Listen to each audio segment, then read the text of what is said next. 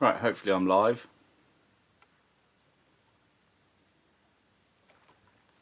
And hopefully we don't have problems like last time.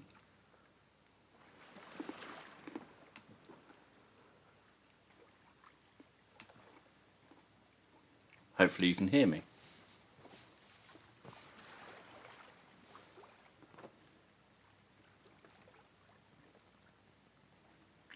Just seeing what notifications I've just got. I thought it might be telling me by email that I'm live.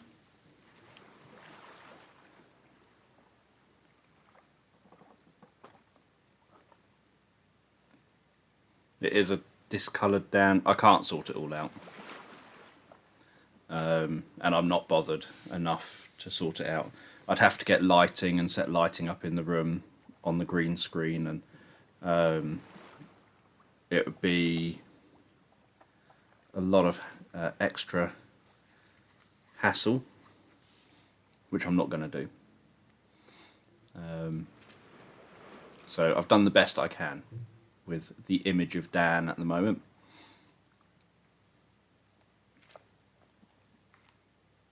So we're on the island.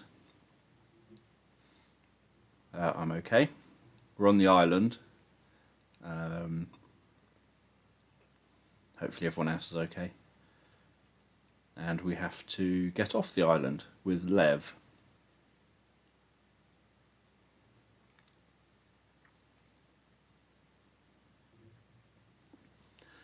But yeah, I've changed the settings a bit, but I hadn't changed the settings, turned everything on, and thought, well, that looks very weird.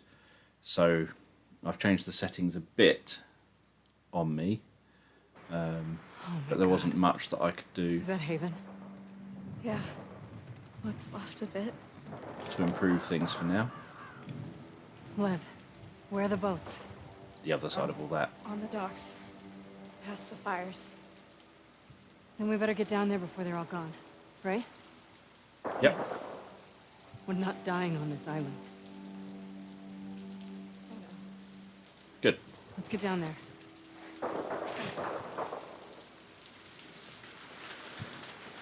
Bit of rain sound.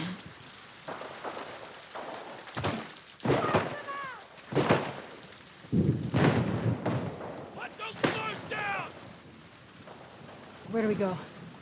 Follow the stone bridges. Okay. Follow my lead.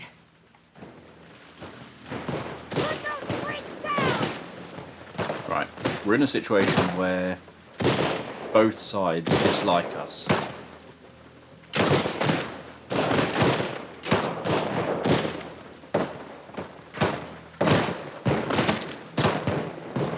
Missed.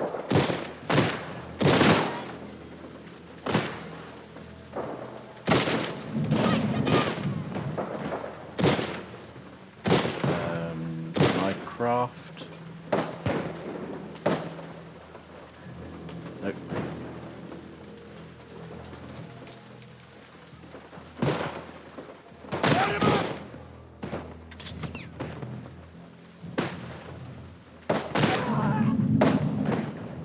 Any more of those freaks around? None of them. Right.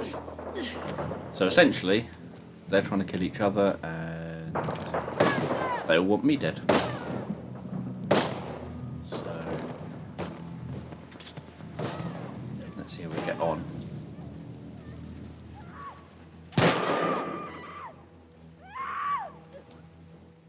Sounds like they're being very friendly to each other. There! They're trapped in there! Cover all the windows! Don't let them surround us!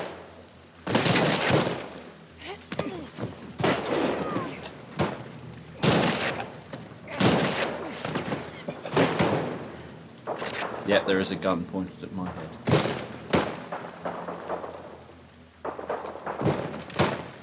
Destroy them!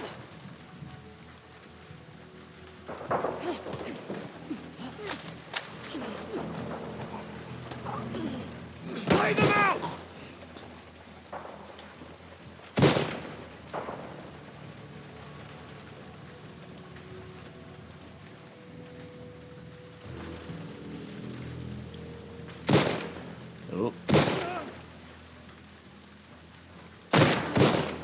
Come on, take each other out. Then I only have to deal with one of you. Oh no, it's still fine.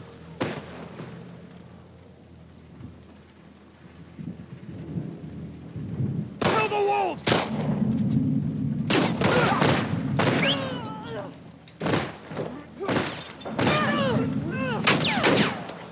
No. Don't start shooting at me. Will that look better than my one? I think so.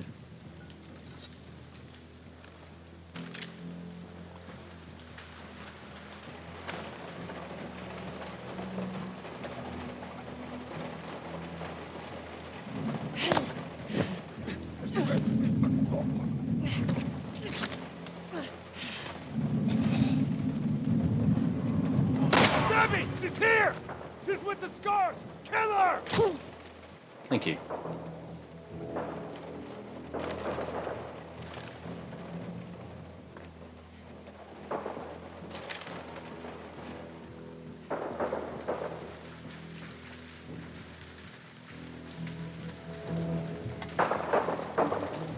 Now, what was the reload button? That one.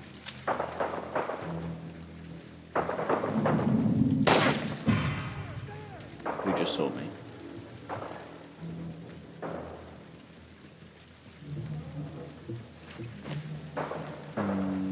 No.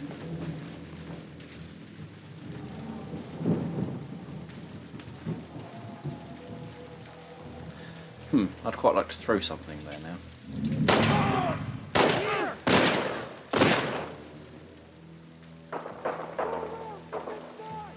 Done!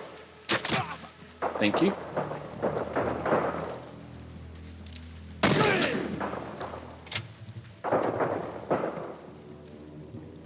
At least I've got Lev with me.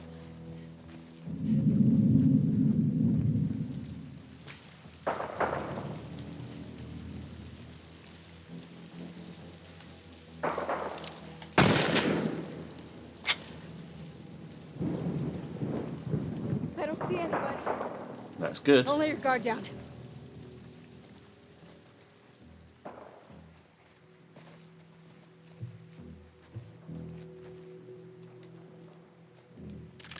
Just working my muscles.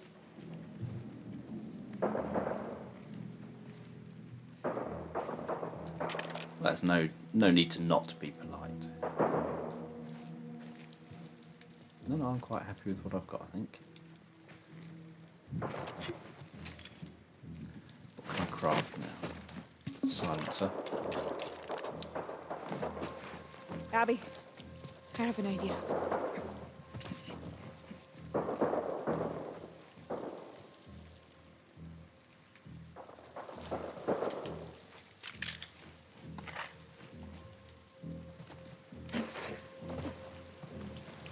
Use that horse.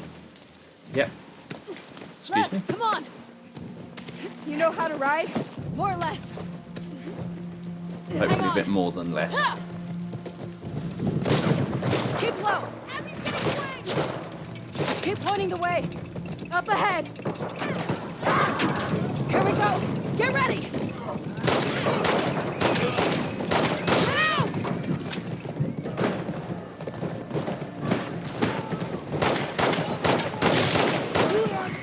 Right, just gotta make it through this.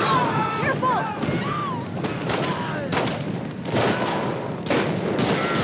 Damn it. Abby! Oh, not quite where I wanted to go. Oh God! Haven. Should we still go there? I don't know.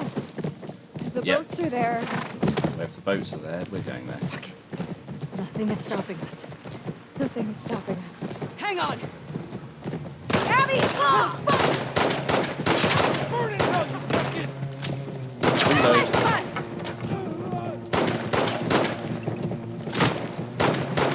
Hang on, we're going through. Shit.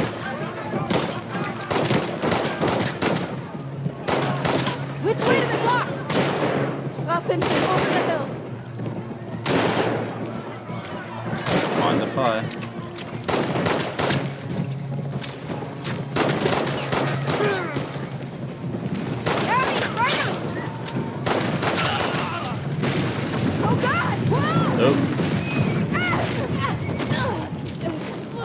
long as the horse doesn't die. Lev, the horse! Okay, we have to keep moving. Right there! The docks! Yeah, saw them. We are civilized.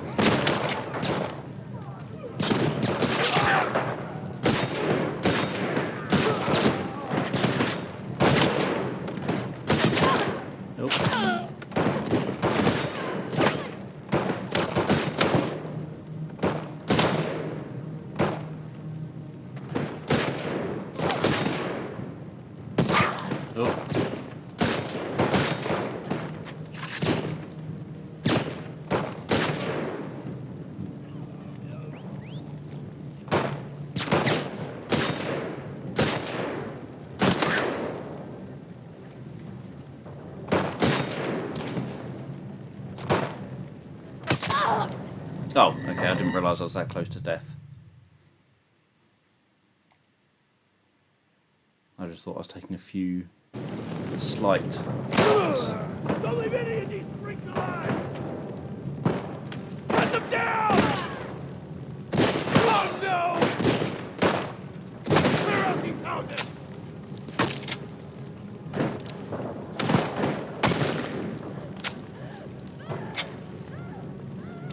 Destroy them!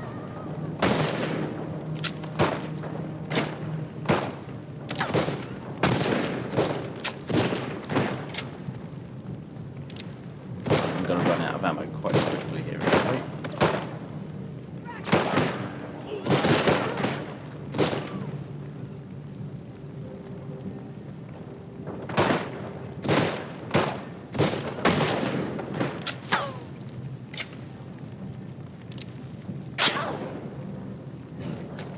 Right, let's just run. Hello, goodbye. Cutting through. Not that way. She will save us! Monster! Put those freaks down!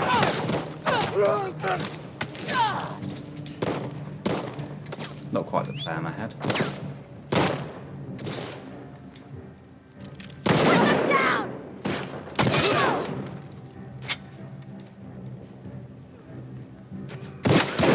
Right, what way? That way?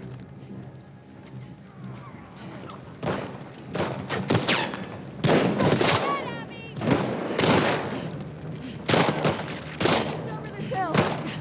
Right, let's try and get there. God damn it! Lev! Up here! Kill them! Go! Nothing bad could come from running into a burning wooden building. We gotta get out of here fast! That way. Come on! Come on!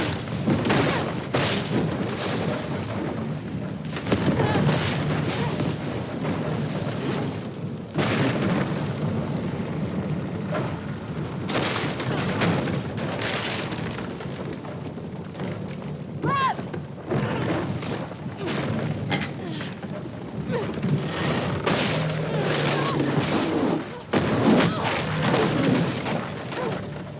Abby! I'm okay! Come on! Lev!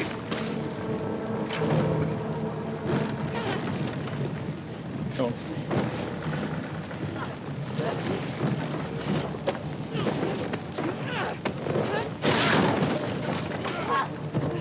No! You're a damn disgrace!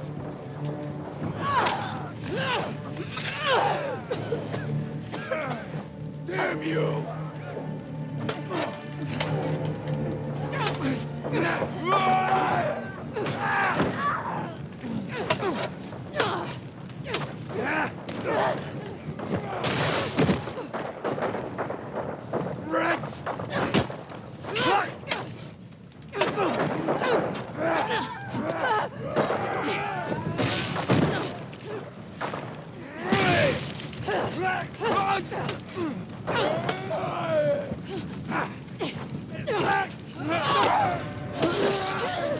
cheeky.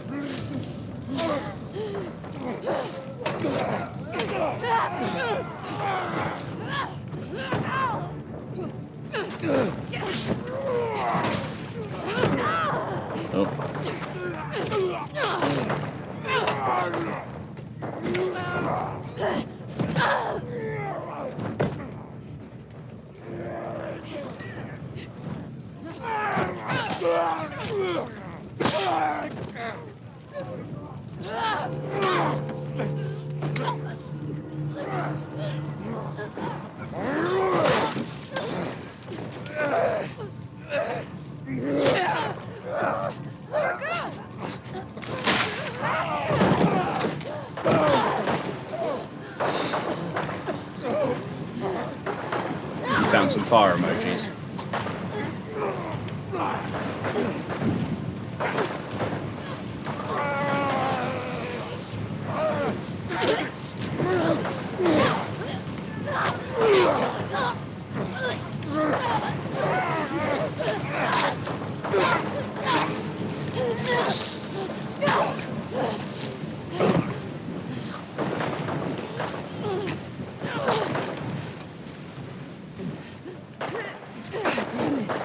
Are you okay? Yeah. Yep. There's a bit of health though. Except I don't have a bag on me.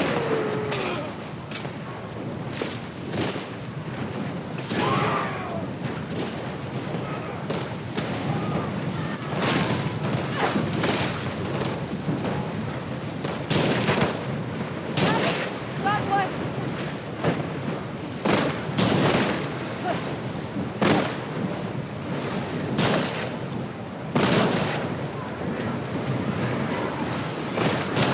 Get in.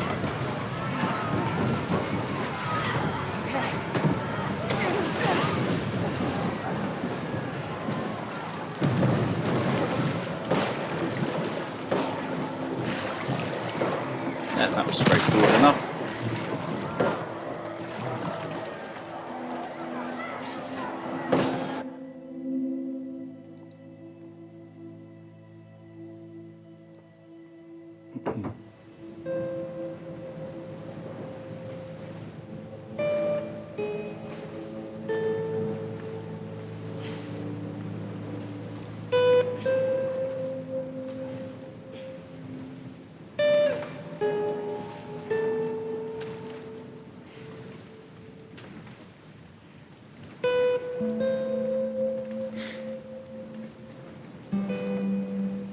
Here.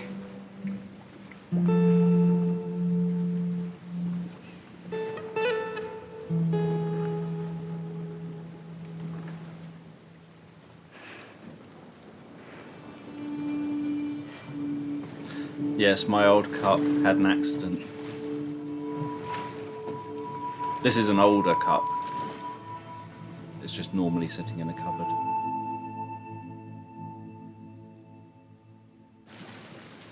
We've got to go back to the aquarium now.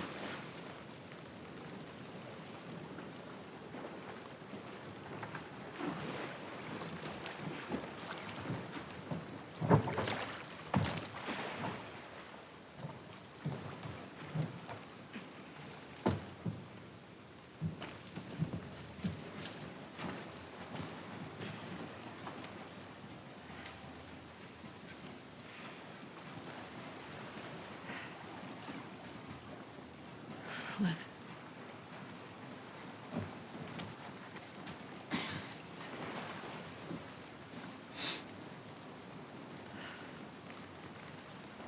Let's get out of the rain.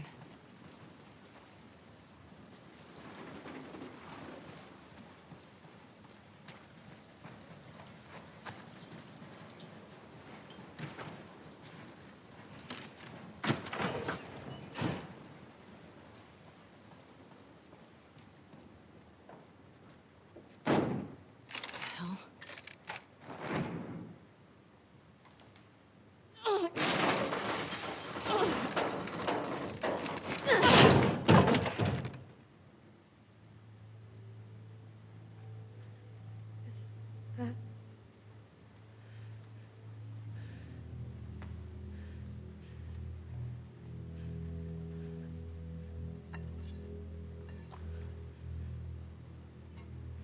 Stay behind me.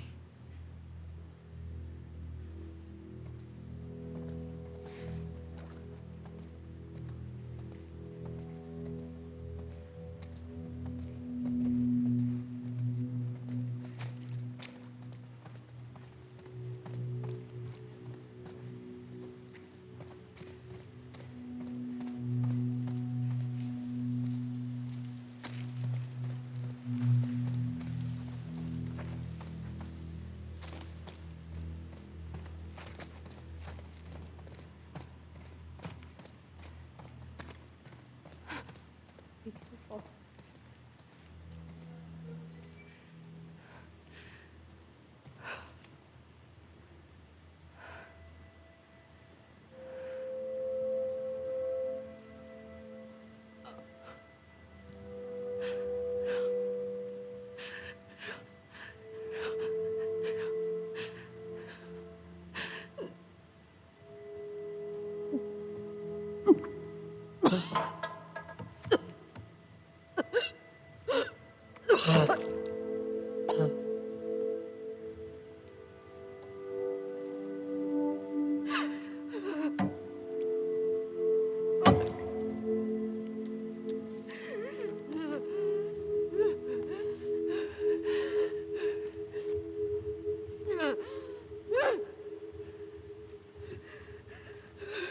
Abby.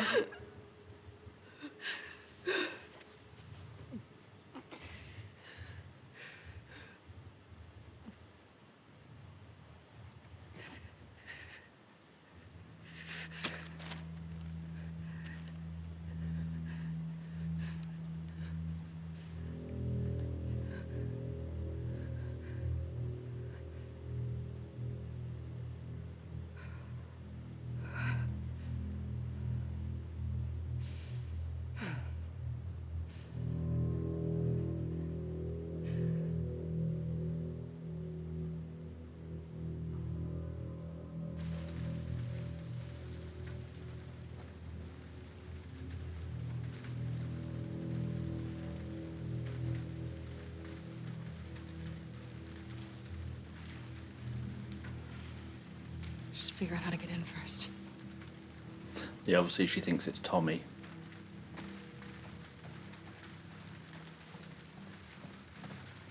Lights are on. Still with me, Lev? Yes. I think although it's back to revenge, at least you can understand revenge, Keep like, moving. virtually in the moment, you know, where someone has just had, you know, found their friends like that. You can understand why they would go into kind of almost a blind rage and do something there and then, compared to years and years later still hunting someone. It makes more sense that someone Okay. would Grab that ladder. Ready? want to do this right now.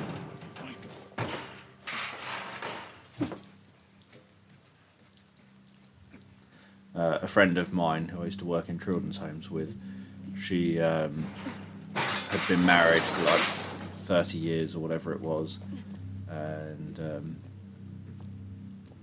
obviously when you work in children's homes, your partners know that their partners are in work for like a whole 24-hour period or more.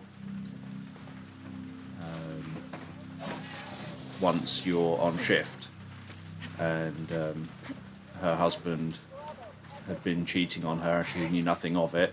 Stay quiet. She came home early one day, discovered them in bed together. The woman got up out of the bed and just apparently made some kind of a sarcastic comment about being caught or something. And the husband just kind of shrugged it off as well, and she ended up thumping the woman when the woman came over and got all kind of sarcastic apparently and in her face about it all, about how her husband wants her more It's been than tracking us. her, and obviously that instant kind of letting out her anger and not thinking, just turning to violence, led to the other person then taking her to court and getting her done for assault and almost losing her entire career Stay close. that she'd spent working as a care worker, because you're not allowed a criminal record if you work in children's homes. So you can sort of understand that when someone is in a situation where something bad has just happened, obviously that's nothing compared to finding your friends dead, that the response is just to see red in that moment. See this, you son of a bitch. She's gonna love it. Hands up. Back away from your shit. I said back up!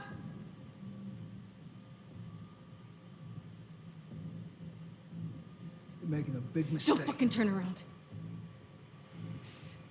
Liv, keep your bow on him. Get on the ground.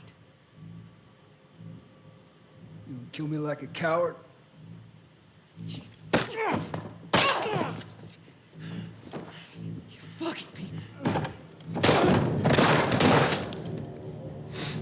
Jesse, stand up! Hands in the air, I shoot this one too. Don't you do it, Ellie. Get out of here. Stand up! Now! Don't you fucking dare! Shut the fuck up! All right? Stop! Stop!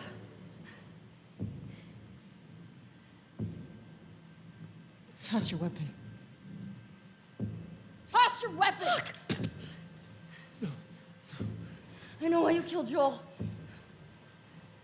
He did what he did to save me. There is no cure because of me. I am the one that you want. Just let him go.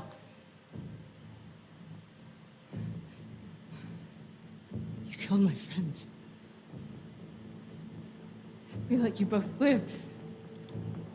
And you wasted it. Get off of her! Move me! Come on.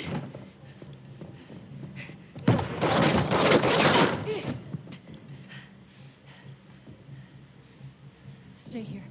Watch the exits. Don't let her leave.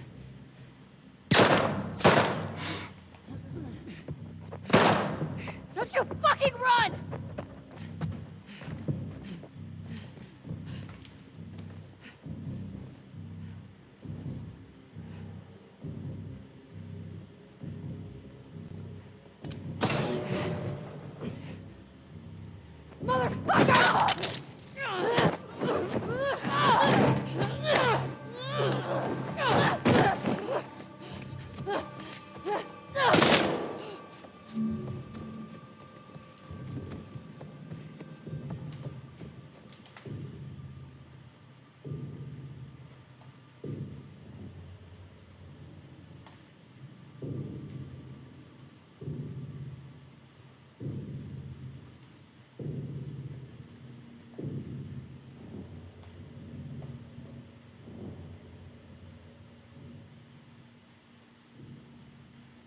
Show yourself.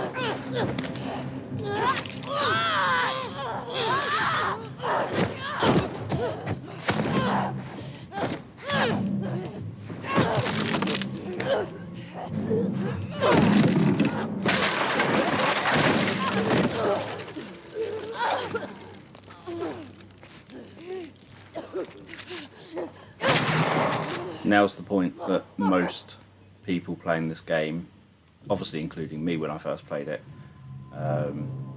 don't want to do this bit.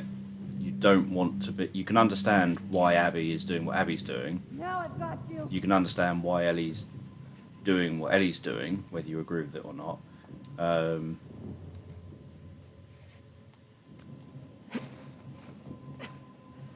But you don't want to play as Abby getting Ellie. Whoops. Fucking stop Um, it! Fucking run! You didn't fall for that, did you? No.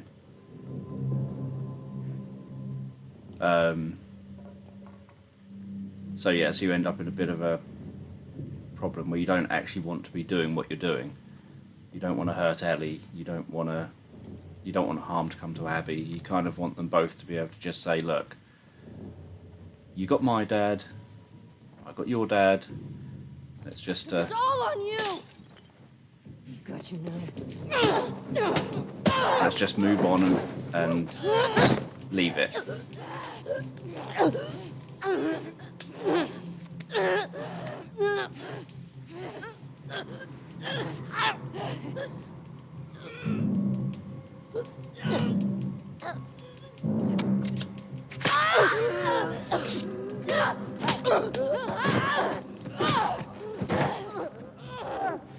Shit!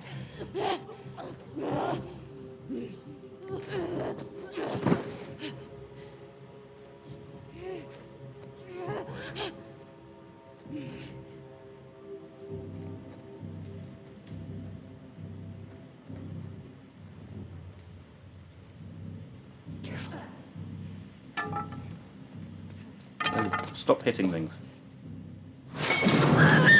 Ah.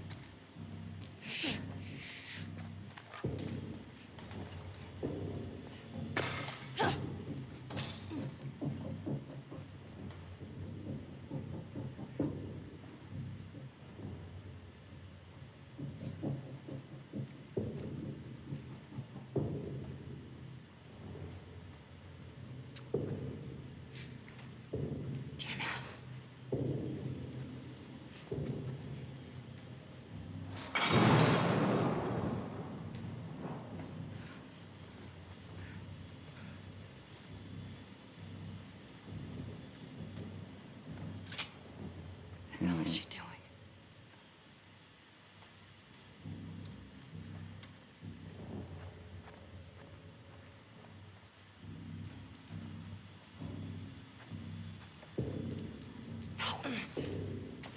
Jump, jump, jump.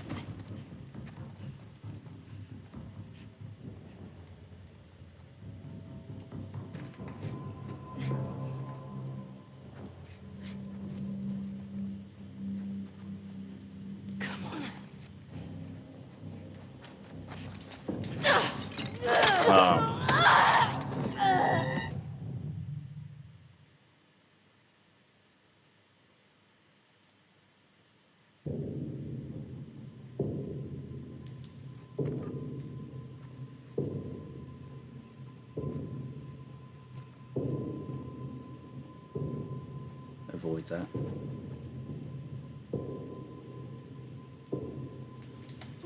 Fucking kidding me.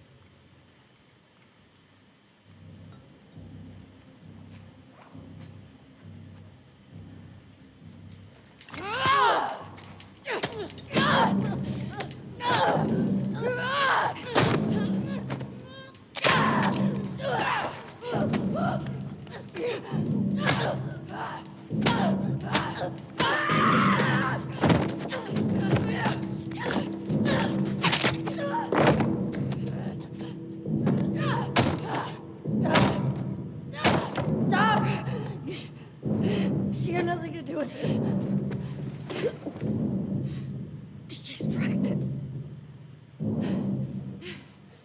Good. Abby.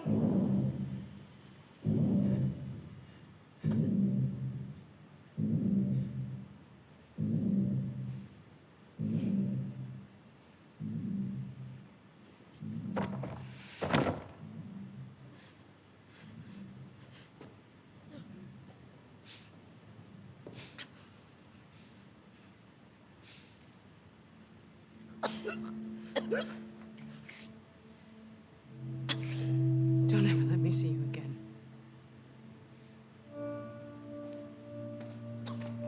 Come on.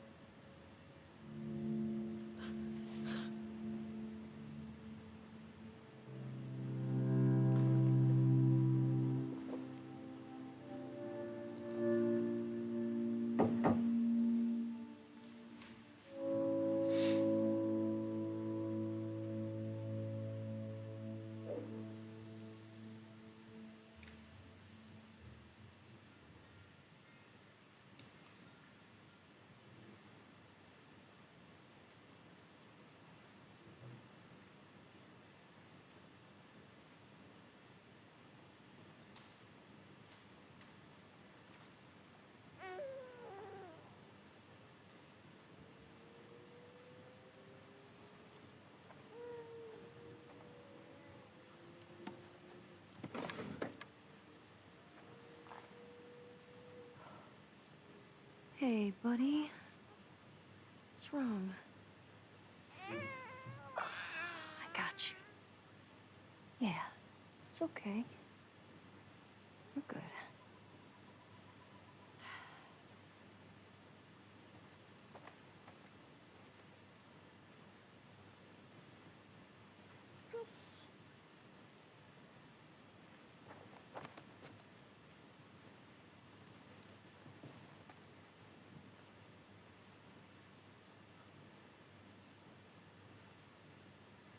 Raising a baby in today's world. I'm betting that's not going to be raising a baby in a zombie apocalypse. Betting someone hasn't written and published that book and got it out there.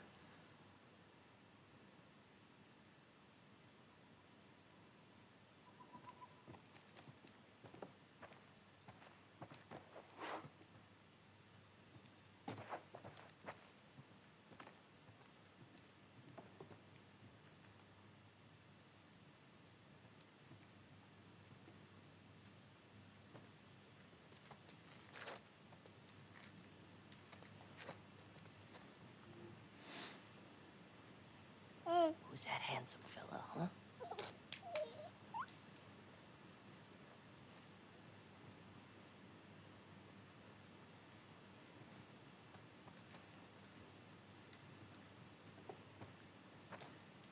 Hey, you like these guys, huh? Mel. You got some crazy hair.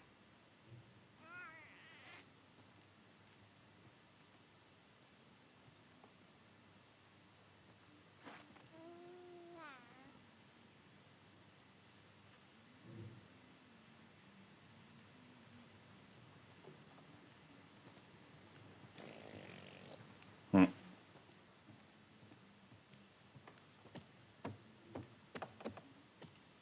Dina!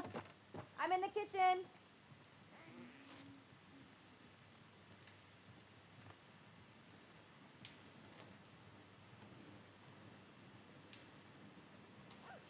Say hi to your Auntie Talia. Hi, Auntie Talia.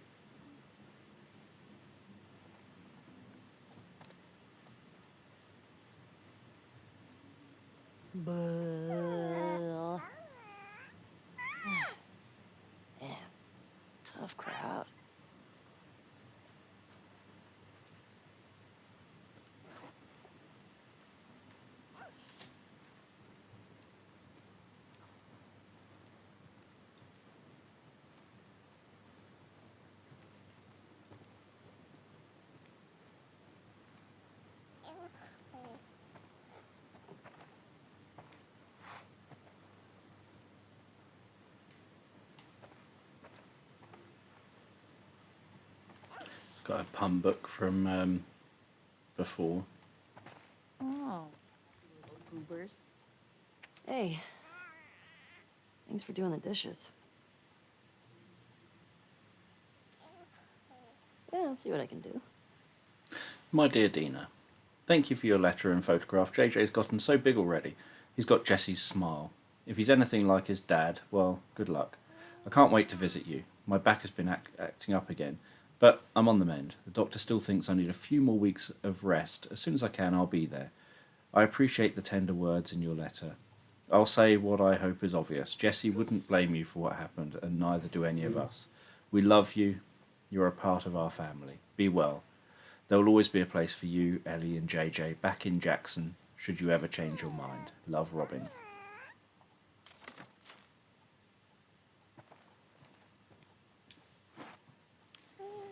Got some tunes.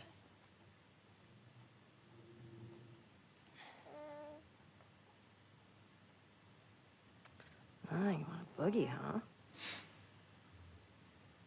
All right.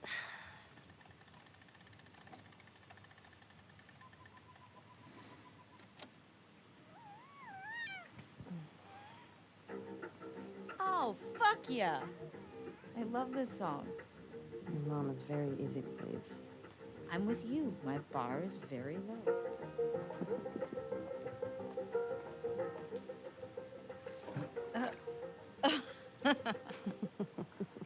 Ooh, look at those moves. These moves? Yeah. Ooh, look at Mama go. Mm? Oh, wow. Ooh. Ooh, hello. This is kind of working on me. You're weird. I'm aware. Okay. Okay, you're distracting me. No. Oh, okay. All right. Go. Okay.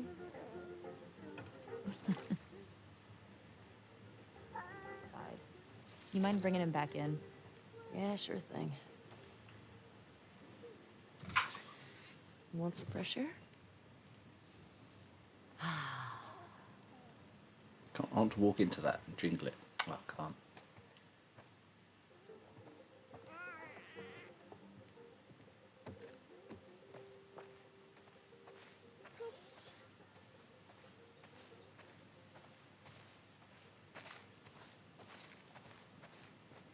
Hey, let's get you on here.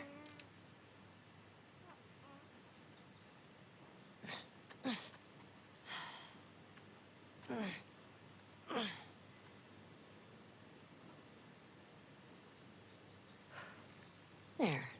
Now it's official.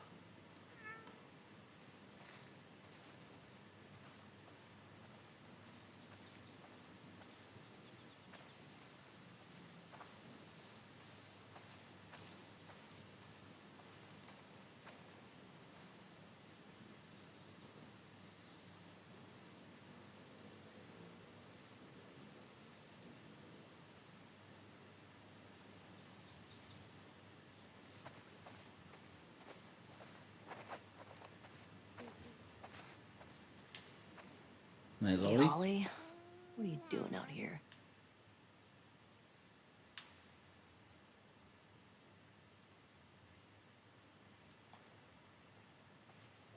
Hang on, buddy.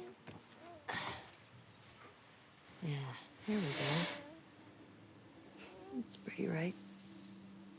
Hey, you know what? I'm gonna teach you how to play guitar. When your hands are bigger. And you're not pooping your pants all the time. It's all right. Everybody does it.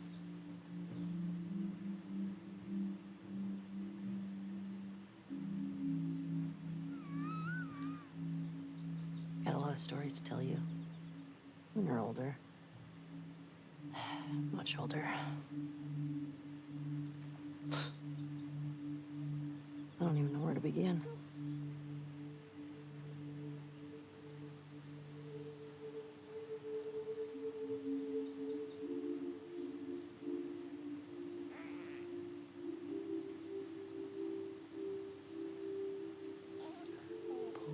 Potato, potato, my little big potato. My potato.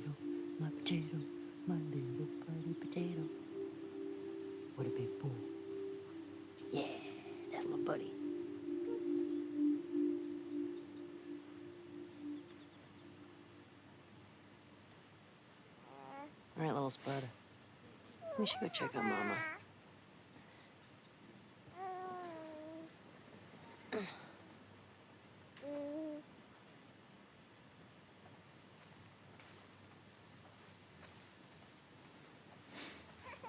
Hopefully it's reasonably zombie-proof.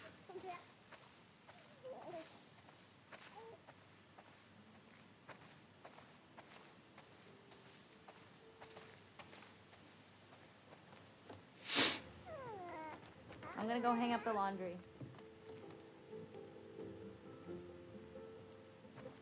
Oh, right back. You got that? Yeah, I got it. You think he needs his jacket? It's fine.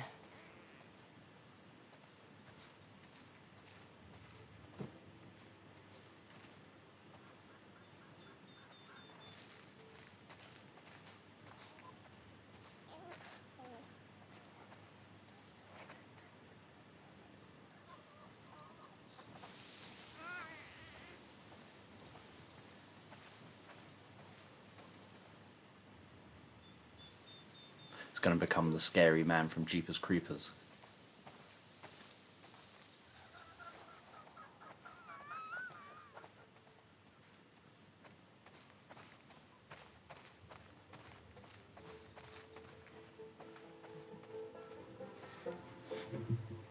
More? You can tell me to stop. Should I stop? Okay, enough. Seriously? You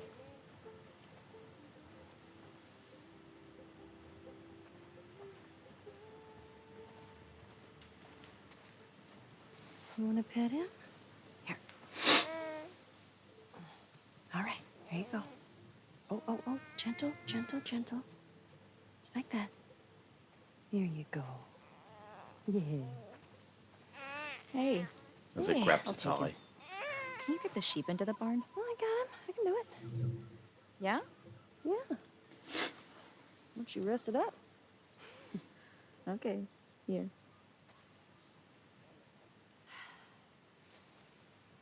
Come on. Get you in there.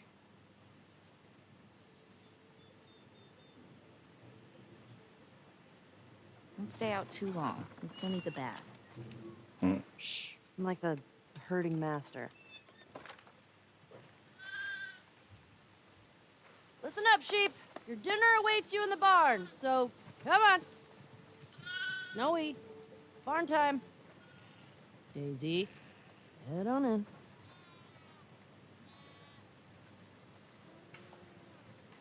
Wow, that's a lot of sheep.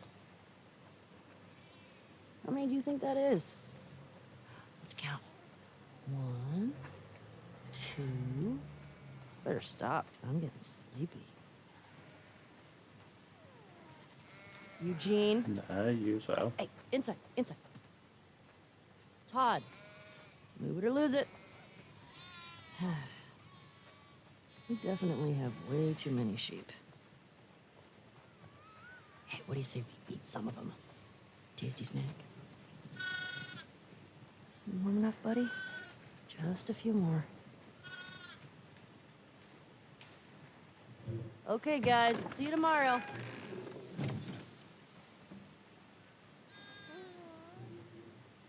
Hey, how'd you get out?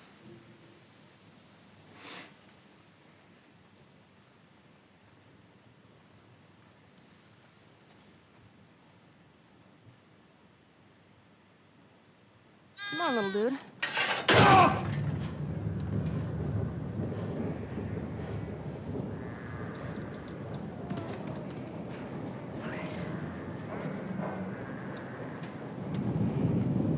Come on, little guy.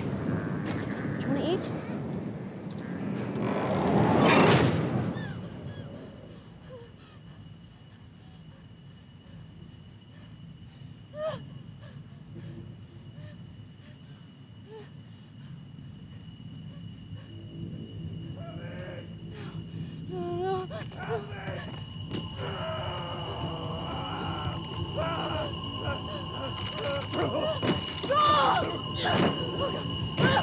Ah!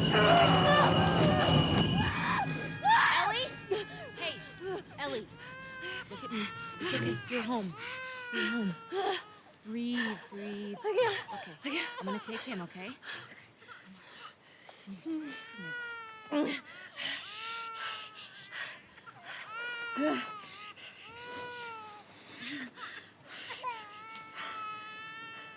Sorry. I don't know what... I was just bringing in the... It's okay. Here we go.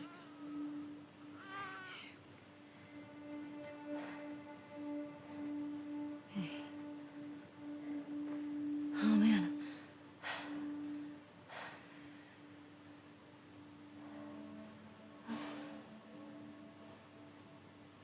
It's good. Haven't had any excitement in a while. Hmm?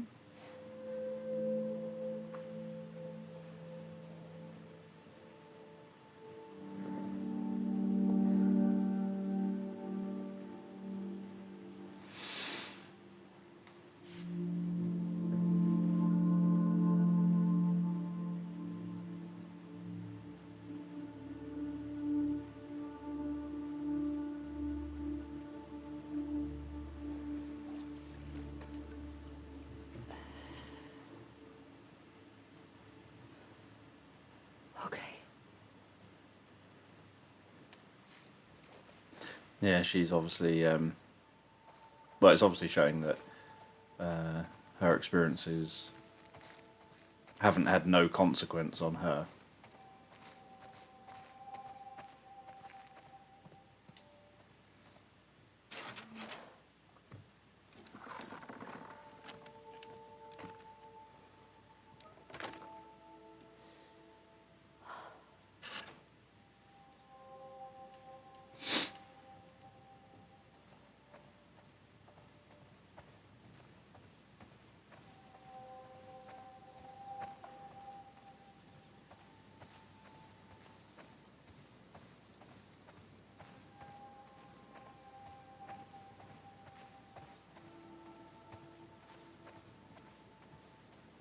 This is probably the most normal life you could have here.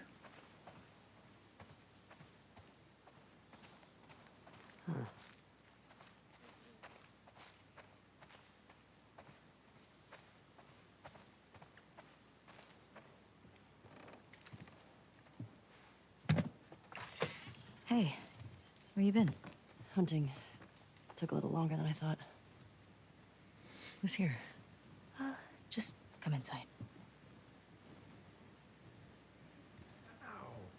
That's quite a grip you got there.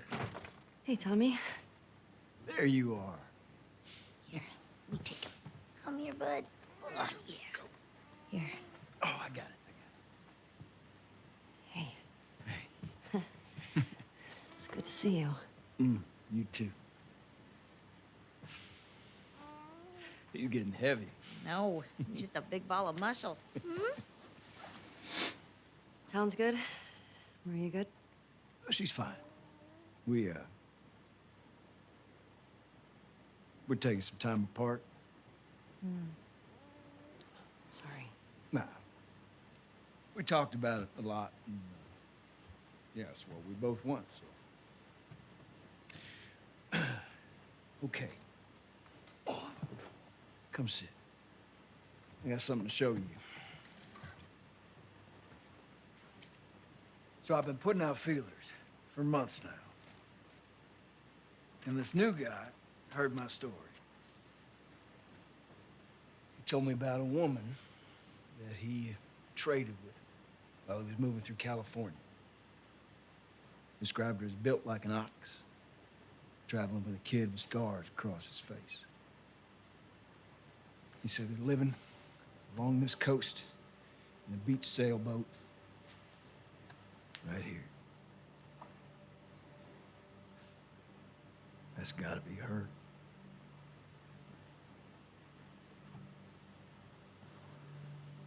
We're done with that. So.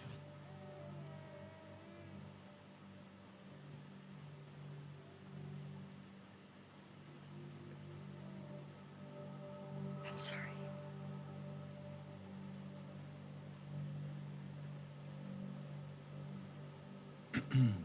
Well, I can't go.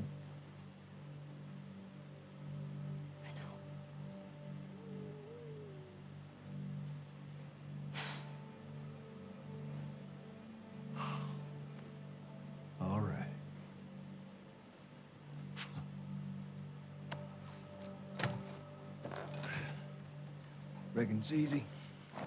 Forget about her.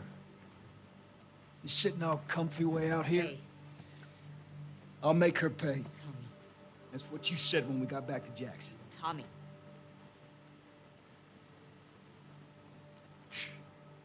What a joke.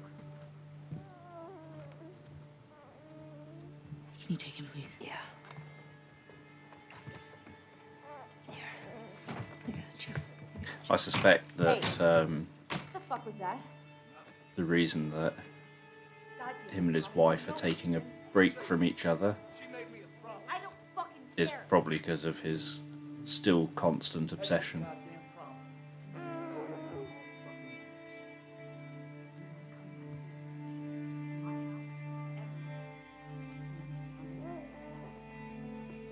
Well, she's let Ellie live twice.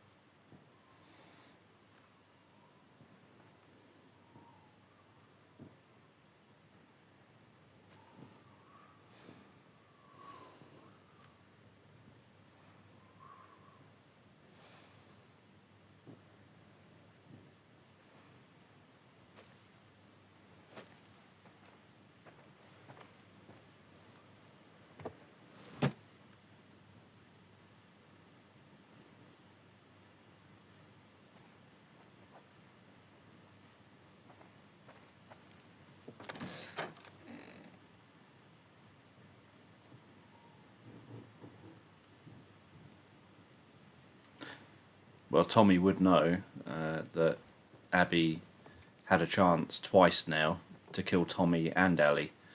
The first time, Tommy got knocked out, but he didn't get killed. And the second time, he got shot, survived, but he got shot and could have died. But he would know that she'd let them live again.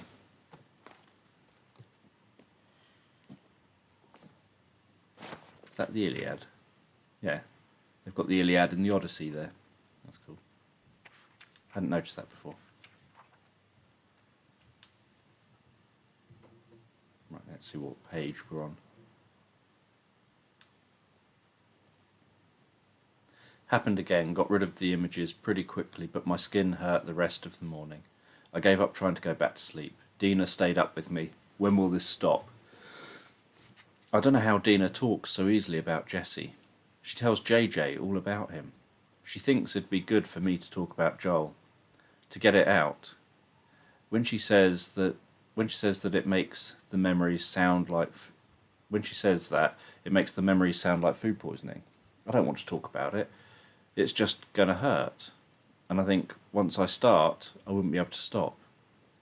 Took JJ on a ride today. He laughed the whole time. I almost didn't think about Seattle all day. It was nice. Jesse's parents came out today. It was nice at first. They're good people. But then they started pushing for us to move back to Jackson. I couldn't handle it and left for the woods. I didn't come back until late at night. Dina stayed up for me. I could tell she was mad, but she grabbed my hand, led me to bed. I feel so guilty. It happened again. I was hunting this boar. I'd cornered it in this old gas station. It was bleeding out, screaming. It sounded like him. Then I couldn't get the images out of my head. I left it there dying. My skin hurts. When does it get quiet? Time was supposed to extinguish the desire. Haunted by your smiles, the mask keeps getting heavier. 1 step forward, 2 steps back. There's a noose around my neck, and the further I get, it's harder and harder to breathe. Can I find a way to cut the cord? I've been waiting for dawn, but the light is all gone. Don't know if I'm already blind. Can I leave it all behind?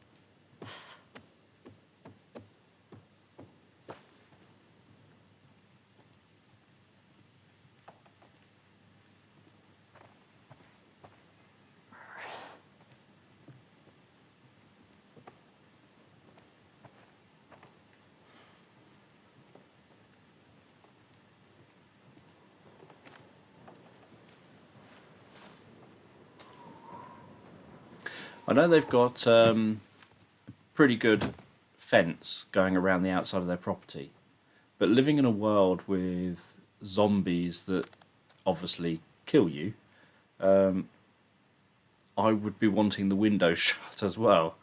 I just wouldn't feel particularly safe just thinking I'm relying on a fence. I'd want as many barriers as possible between me and any potential zombies.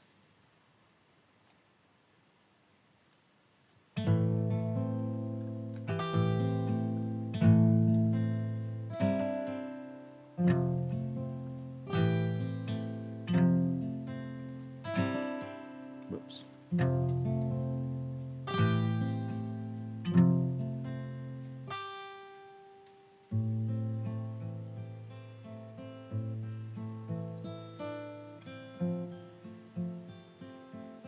Yeah, I think it'd be very hard to relax.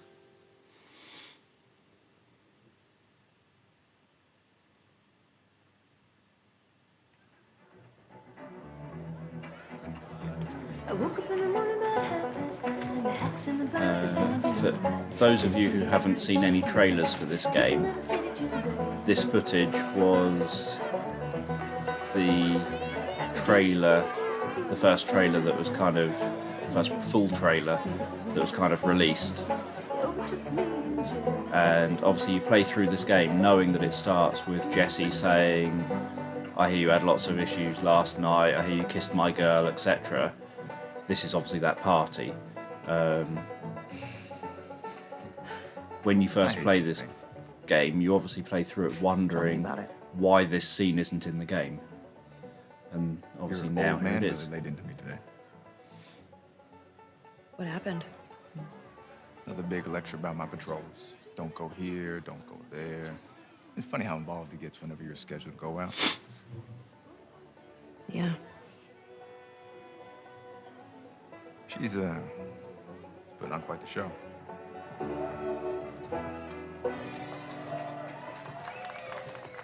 I'll give you guys 2 weeks until you're back together. Not gonna happen.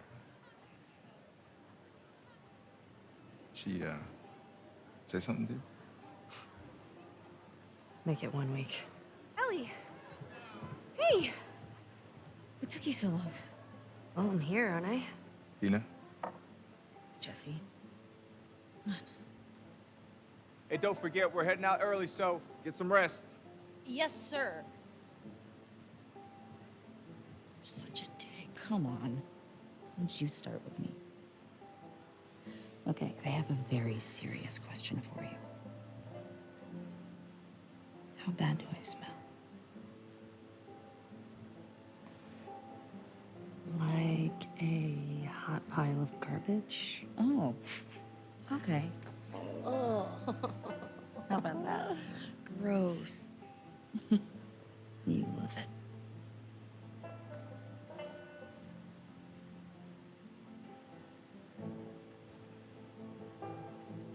Every guy in this room is staring at you right now.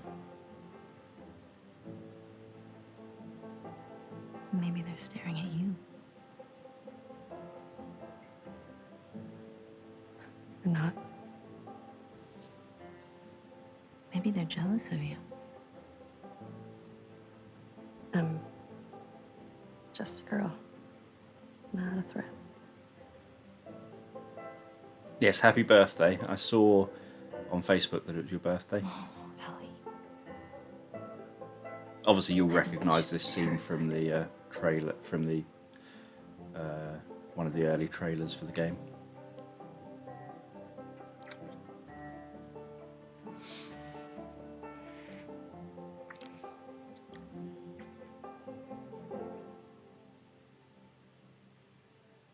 You don't want to ruin anything for yourself It's a family event. if you're way behind here. Obviously, this bit isn't ruining anything. He's the bigoted man at Sorry. the start. So yeah, so I'd Remember avoid next time spoilers those because kids it's are about around. to go to Yeah, like you're kind of setting to such a spoilers. great example. Oh, just what this town needs. Another loudmouth dyke. The fuck did you just say? Ellie, Hey! Ellie, don't. Get the hell out of here. Get your hands off me. Hey! Enough. Come on, you. Let's go for a walk. What about them? You worry about yourself. Let's get you some fresh air. You all right, kiddo? What is wrong with you? He had no right. And you do? I don't need your fucking help, Joel.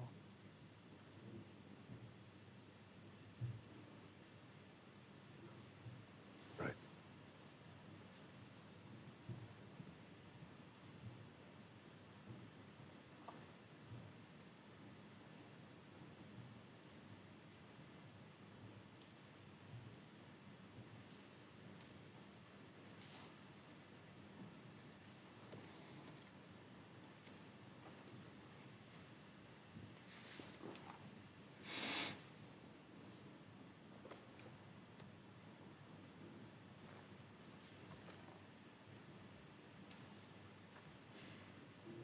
Hey.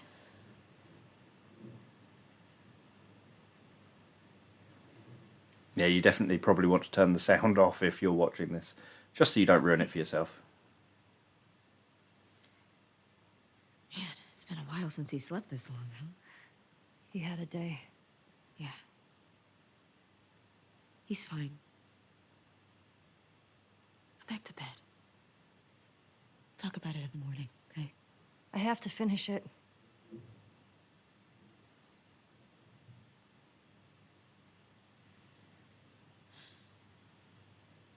You don't owe Tommy anything.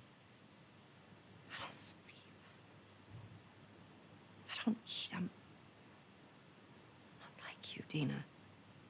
What? You think this is easy?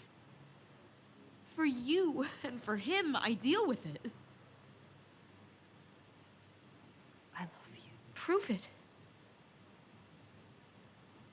Stay.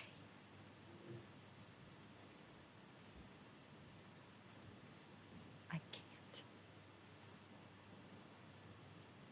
So what? I'm just supposed to sit here and When wait I for saw you this bit, for God knows how long. when I You think first you're played fucking through it, dead it the reminded entire time? me I don't of plan on dying. Yeah, well, neither did Jesse. the Joel. downloadable content. Hey, stop. Hey. Hey. Of the bit with Riley, Family. where she says to Riley to stay, Important than that. and Riley takes off the tag and says she'll stay.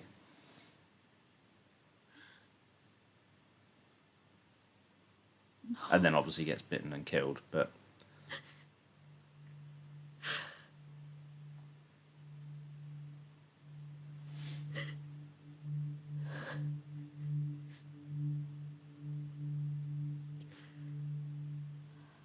I'm not gonna do this again.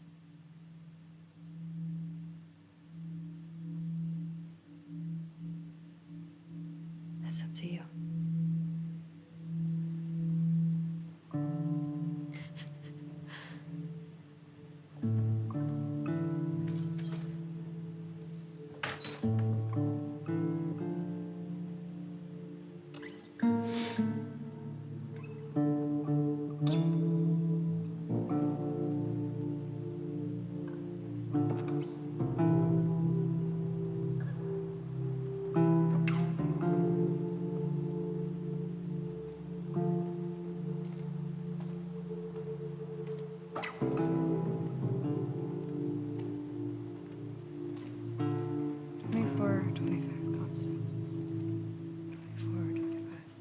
there you go, you get to find out what happened to Now we just need... Abby and Lev. Oh, we checked this street a week ago. I can't believe you traded a pistol for this. It's a lead. No way that guy saw fireflies over here. Stop. I feel good about this. Well, I don't. Come on.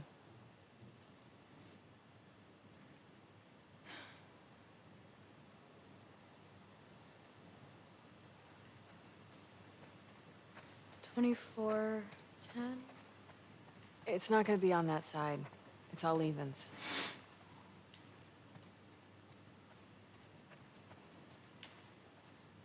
$24.17. Getting warmer. I hope not. I'm sweating already. Hey, something's up there.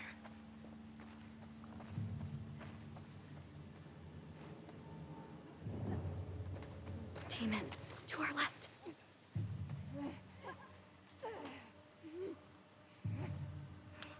couple of them.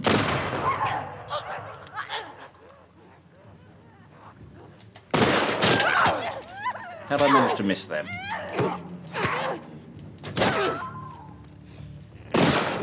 Okay, I missed twice. Thank you, Lev.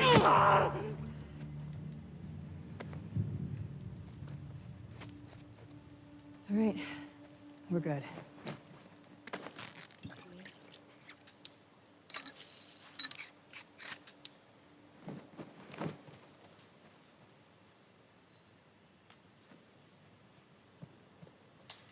They came out of here, so let's check. See if there's a minion here.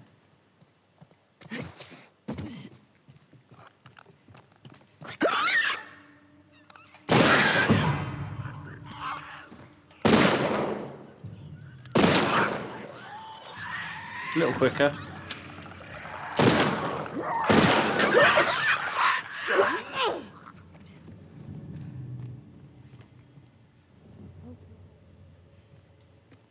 Good.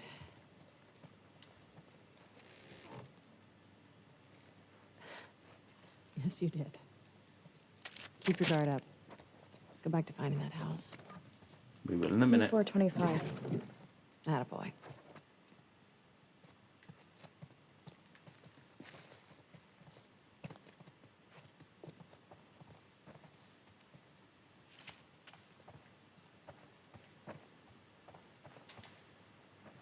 If the Fireflies are still out there, Yeah? what do you think they're up to? I don't know. The goal was always to restore society. I mean, there's all sorts of ways to go about it. Let's wear graffiti. Does that mean Fireflies? Nope. No. Nothing I recognize, at least.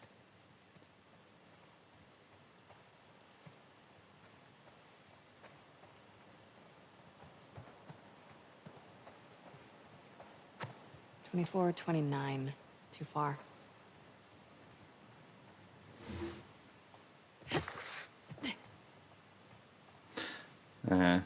If Lev wasn't around, she would have done exactly the same, except that she would have 24, 29 is probably cut Dina's throat. This has to be it. Right? And then killed Ellie. Let's see.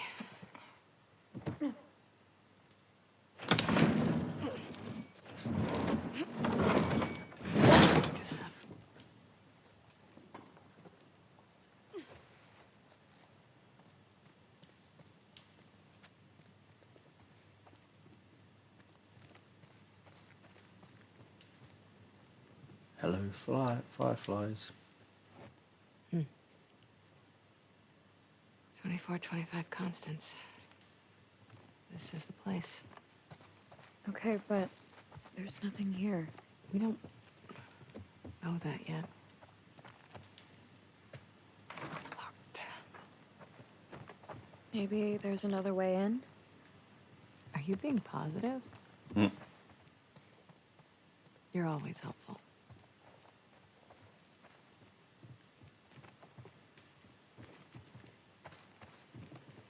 This place looks abandoned. Keep searching.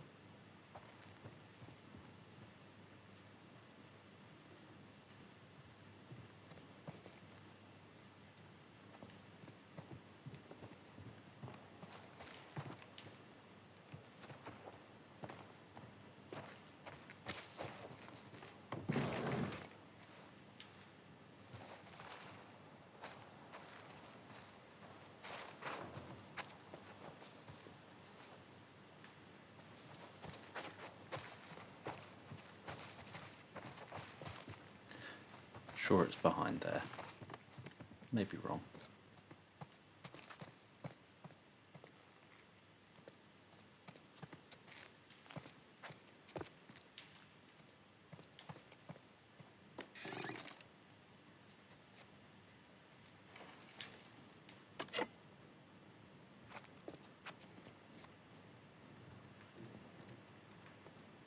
Well, for Abby, she probably would have.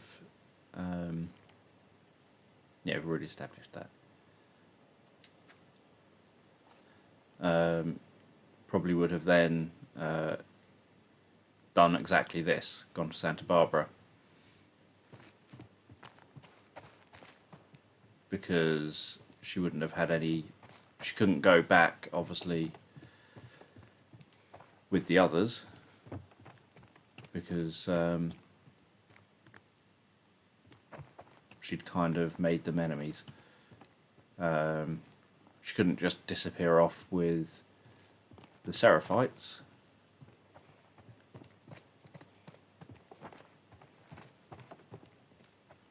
So she would have probably made this exact same journey, but on her own.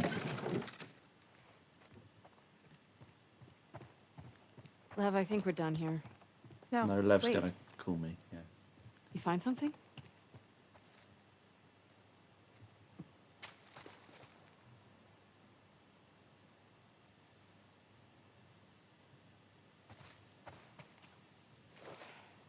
Scratches.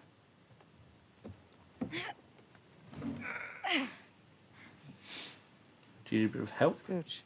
Bit of muscle?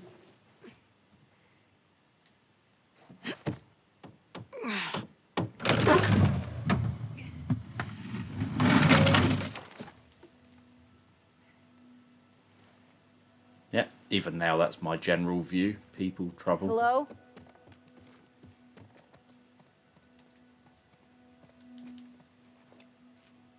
I don't know since anyone's been here.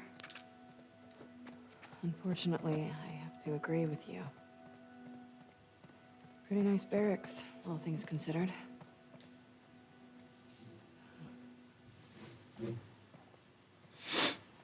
They had power down here. Look around.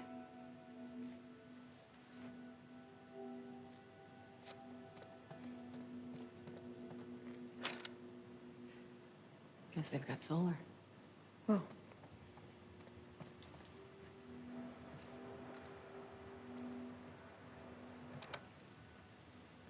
Is this frequency currently in use? This is... Do you see a call sign anywhere? Oh, what? It's a short list of numbers and letters. This is Abby from Santa Barbara. Can anyone hear me? Standing by. Is anyone out there? What's this? Those are frequencies.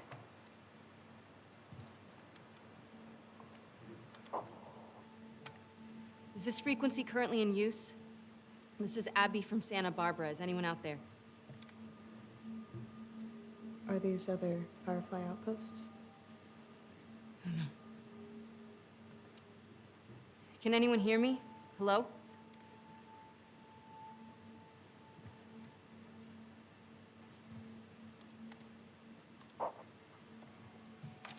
Is this frequency currently in use? This is Abby from Santa Barbara. Hello? Hello?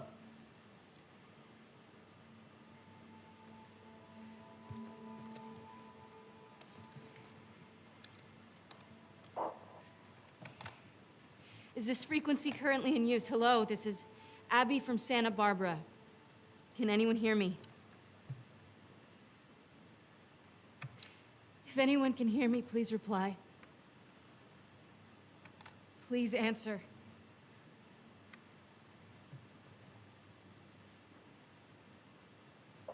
Hi, Abby. We got a clear signal on you. Where in Santa Barbara you calling from? 2425 Constance. We got a tip about a base, but there's no one here. We're looking for fireflies. I'm a firefly. Where were you stationed? I was part of the Salt Lake outpost. Who ran that facility? Dr. Jerry Anderson. He was my dad. Well, how about that? We pulled everyone back from the satellite stations and brought them back here to home base. How many of you are there? We're about 200 strong now, with a few more every month. Owen was right. You're about to get 2 more. How do we find you? Get to Catalina Island. Approach the large domed building in Avalon. We'll find you. Okay. Okay, we'll see you soon. Over and out. Looking forward to it. Good luck, Abby from Santa Barbara.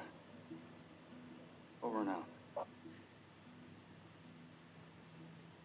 Come on, let's get back to the sailboat.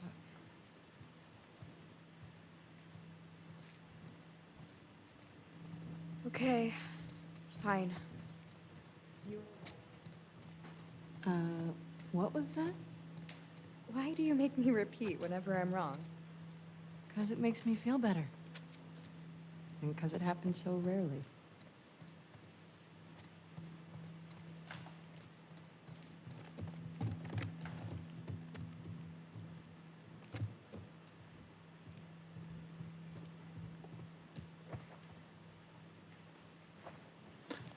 Gotta remember my way out now.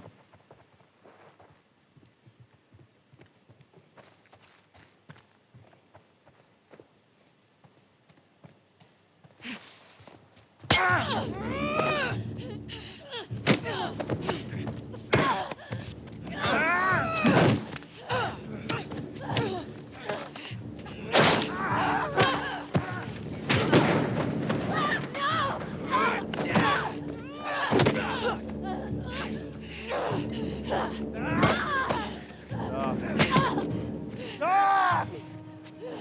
Don't kill her now. Tyra. Come here. Come here, let me see you. You ready? Wait, what are you doing? Wait.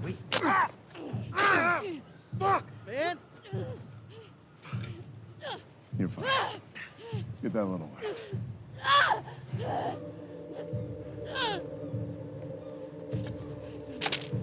Don't you fucking touch him!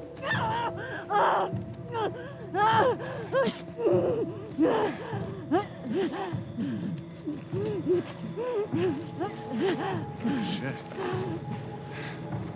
One hell of a catch.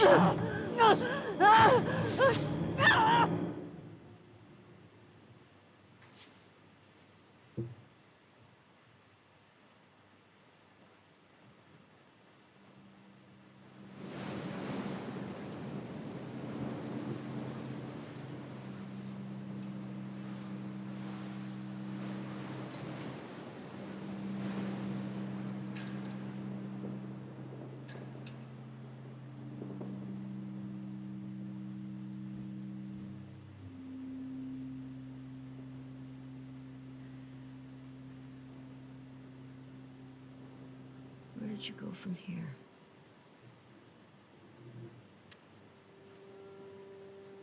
Two, 4, 2, 5 constants. Yeah, that's gotta be it.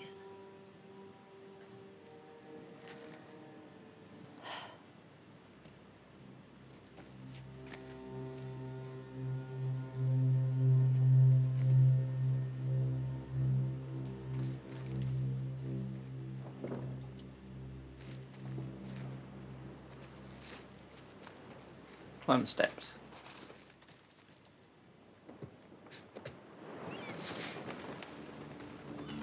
How would she get up to the street from here?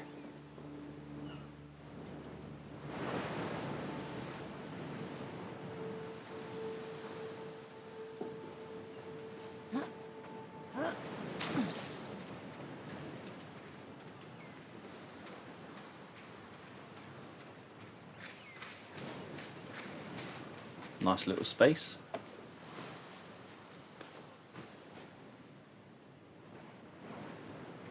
I can imagine living here, apart from if there's a big storm and the sea comes rushing in.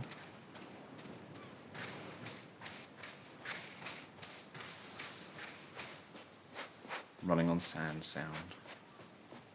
This looks promising.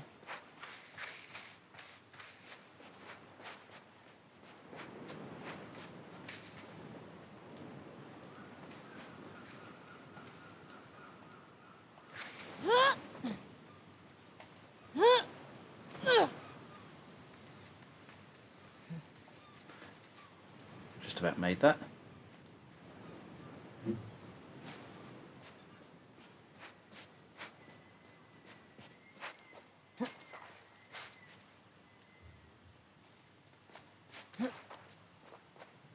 Yeah, exactly. Just spend that at the beach.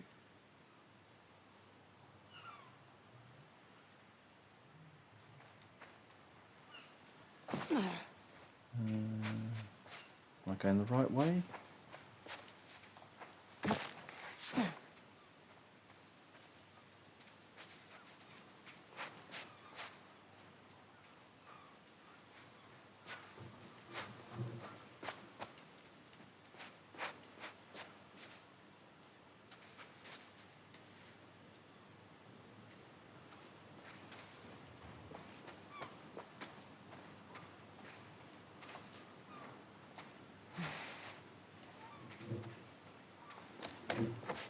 Here we go.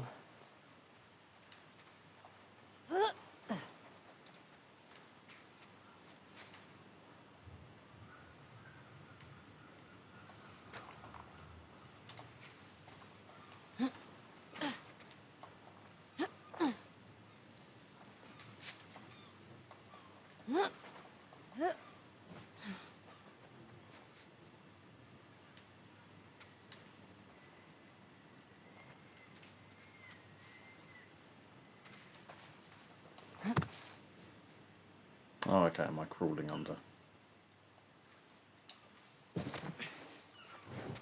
Okay. And we made it up some steps.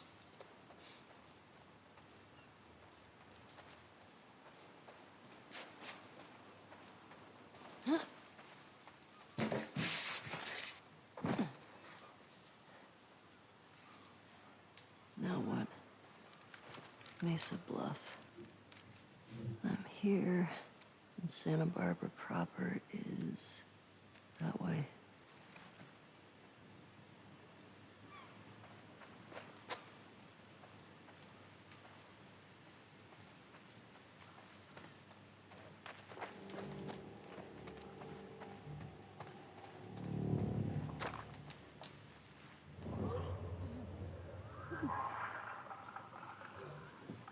That sounds healthy.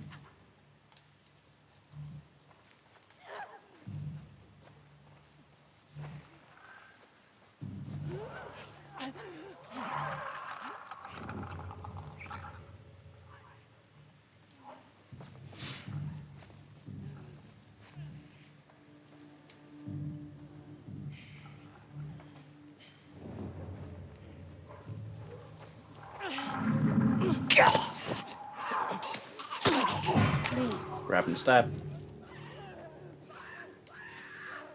Oh, they saw me.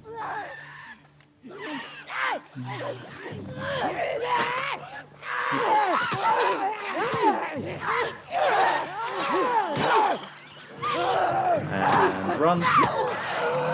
That's not running. That's running.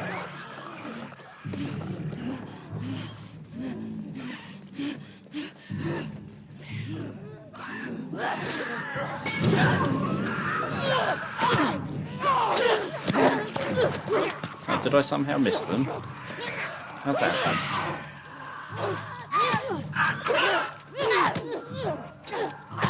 Come on, I want to be able to... Yeah, I want to be able to use the health kit.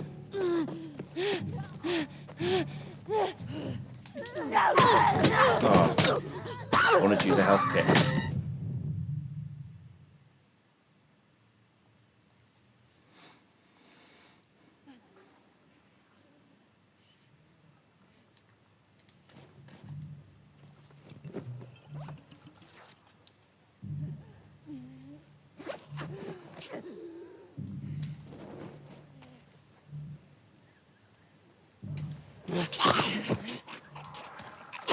Right, hopefully that was a bit more covert than before.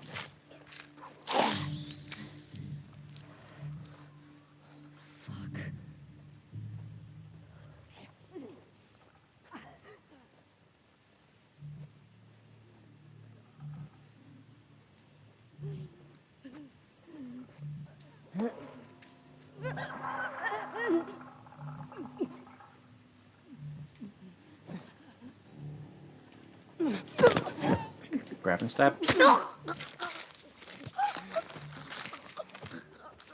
Pop. Listen.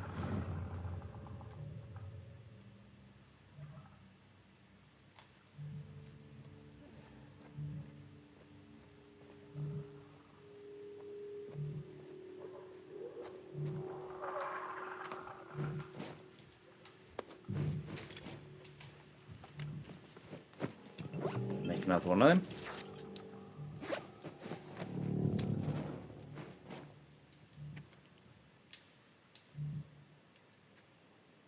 I know I told you I'd wait for you here, but it's not safe. Rattlers are all through these woods. I can't risk getting chained up again. I'll be in the place where I told you the ping pong ball joke. I miss your laugh. Hope you got out okay.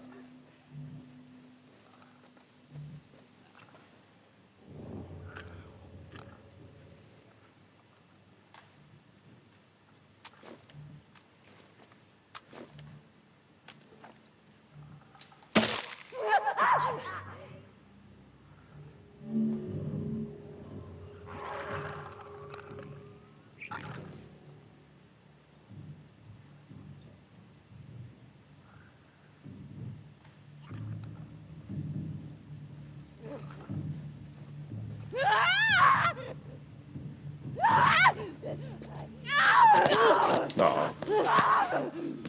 You're gonna draw attention. See?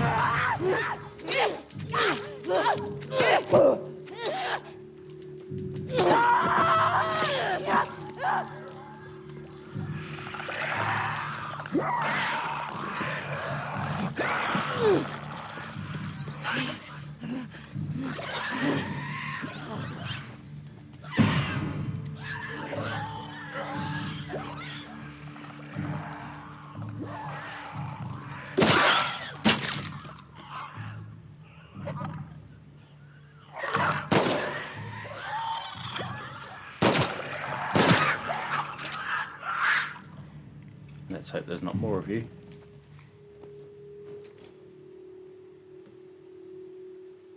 She did. Back to it.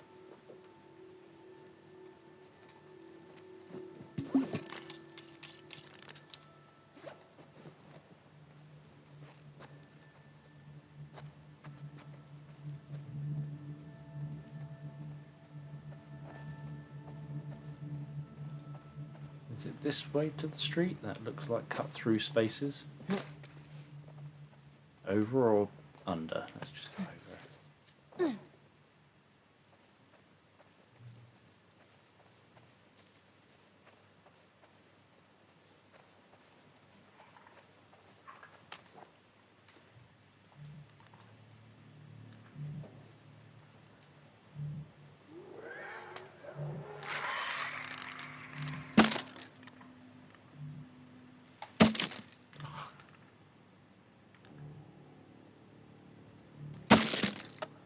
Oh well, looks like I'm going to make a noise.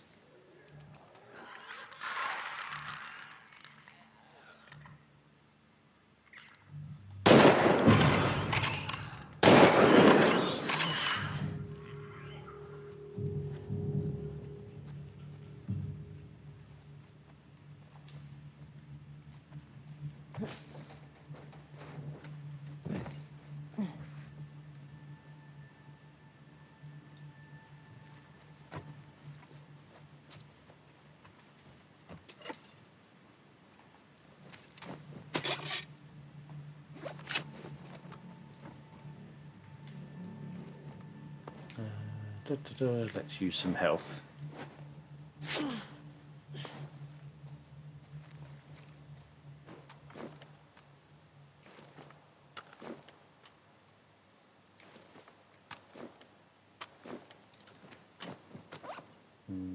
That might be fine. Hope I can cut through here. Yeah, let's hope that there won't be any trouble in here.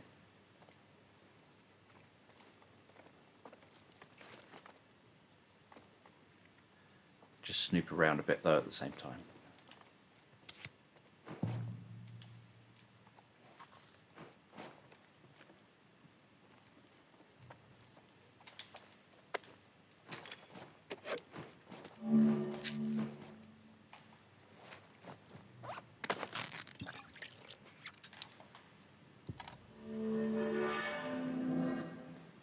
Endurance, faster crafting, movement, speed, listen, range, trap mines. Don't really use trap mines.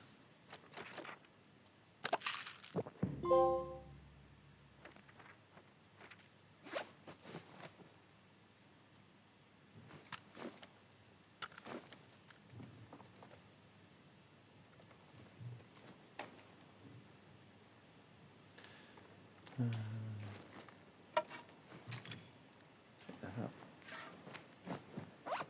No.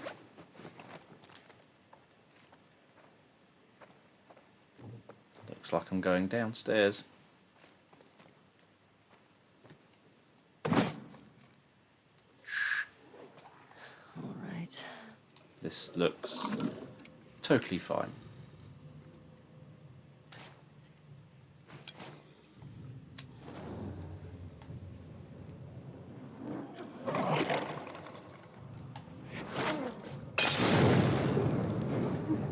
Whoops, bit of a miss there. Go on, go over there. Two of you.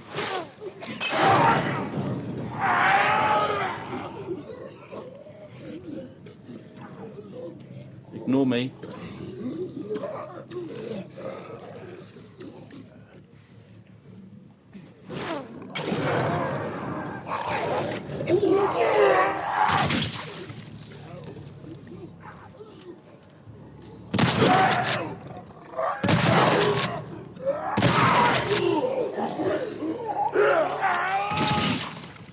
That was lucky.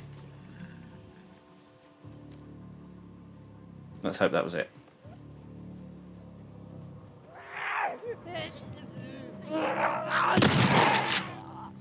That's why I'm using this.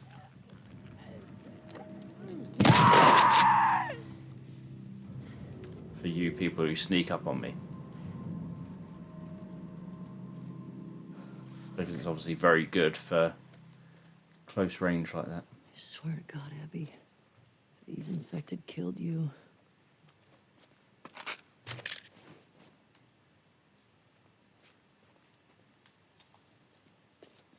I gotta get out of here.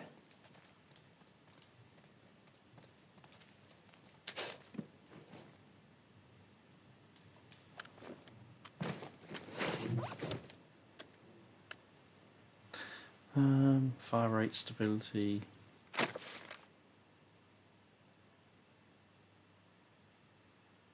Increased damage.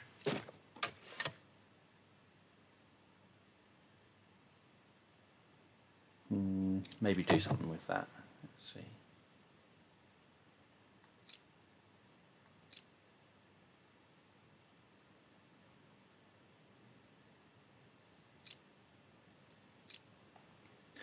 Dunno.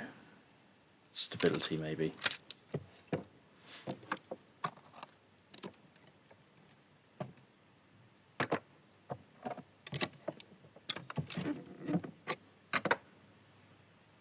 Yeah, just jump down.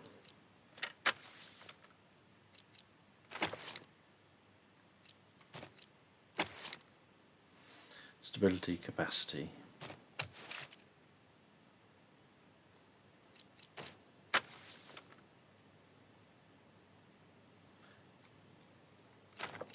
Trying to see what I'm likely to use.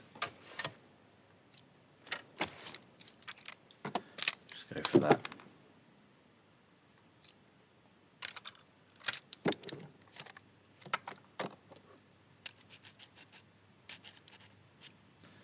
Well, they might well be thinking they're not going to live long enough to worry about bone and joint problems in most cases. life expectancy's probably dwindled a bit. That can't make anything of significance. But that looks better than what I've got.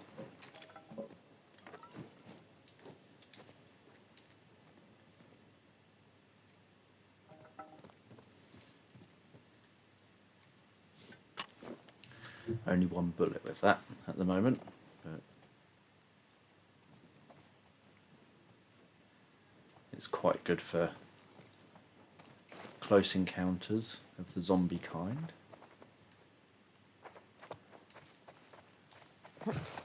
Hope this is the way to go. Where am I?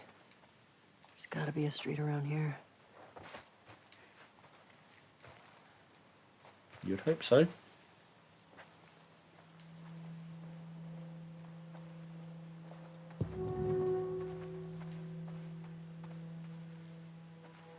Okay. Santa Barbara's downhill. 24, 25 constants. So we're going downhill.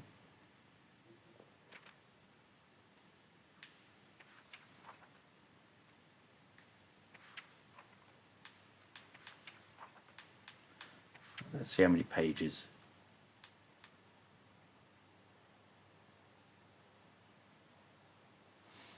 I read that one. Jesse's parents came today. It was nice. Yep, read that. Read that. Let's see if I've read this. Dixie National Forest. Couple hunters tried to jump me. Didn't go well for them. That's a couple more dead then. I just got to the outskirts of Las Vegas. I can hear the infected from here. Must be thousands still alive inside the walls. What a nightmare. I'm going to go round. Palmdale, CA. So, I'm hiding out in a basement, hoping this horde passes by. Miss you, Potato. Wonder whether you'll see them again.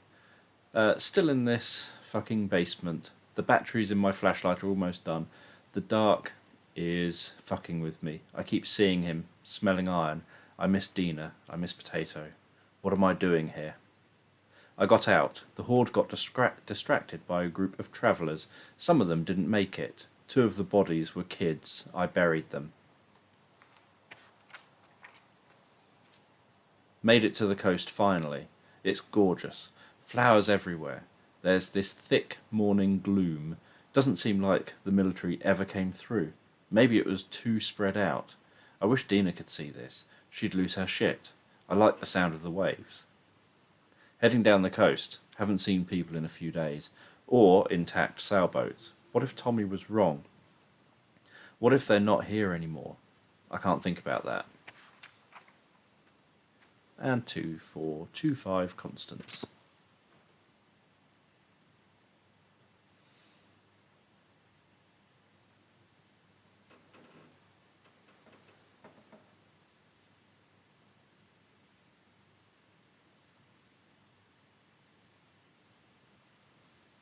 Sorry, I was just trying to read your messages or your comments.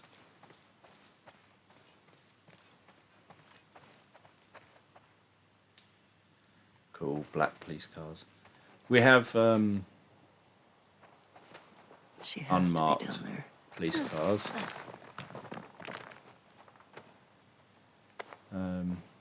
The ironic thing is that unmarked police cars, they kind of look like they're supposed to be, you know, oh, it's not really a police car. You don't recognise this as a police car, except they all look the same. And so you know they're all police cars. All the kind of ones that are used.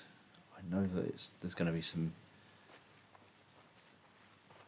unhelpful people knocking around here somewhere.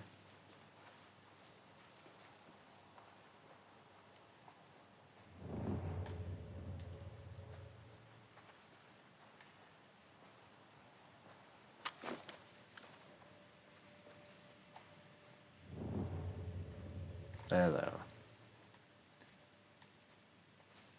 Excuse me, tree. We'll just walk round you.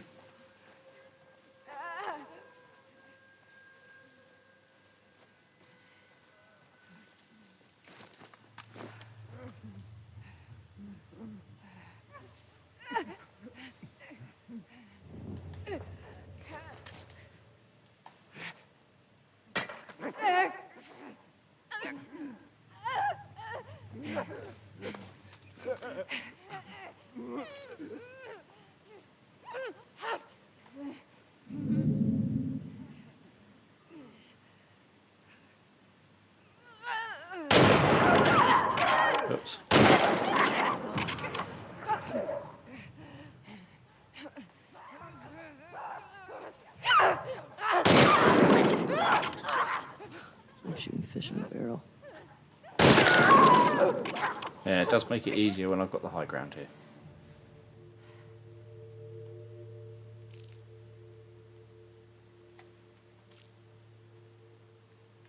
Gloopy.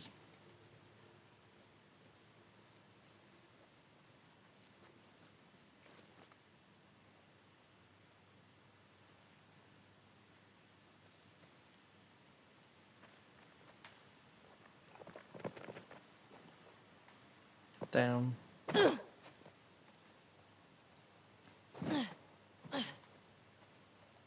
Legs. Where'd the others go? Have you dropped anything helpful?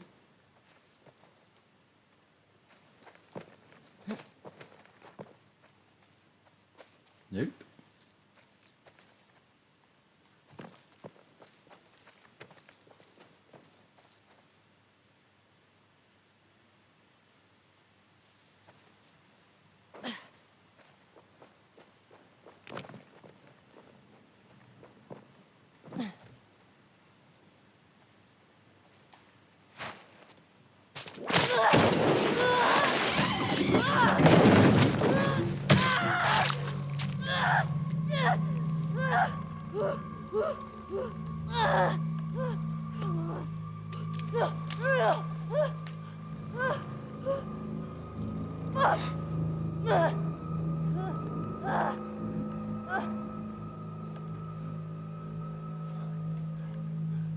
That's unfortunate.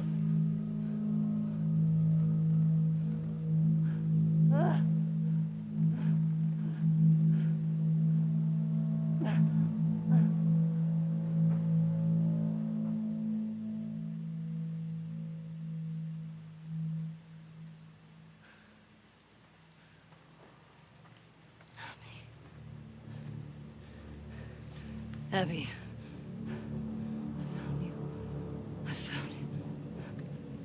See?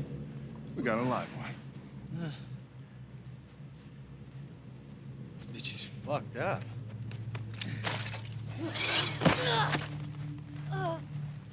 I'd be lucky if she lasts a month. Can we please just say we're done for the day? Yeah. Get that thing down. Let's reset the trash. Yeah, the trees are dangerous as well.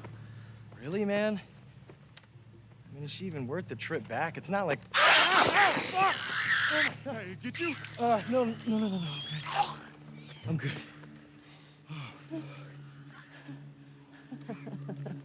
Something funny? Looks like you shit your pants.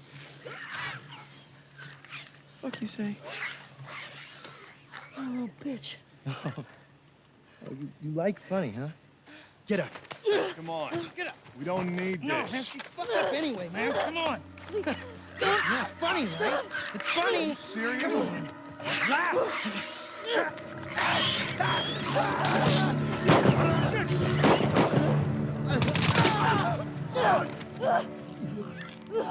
God damn it.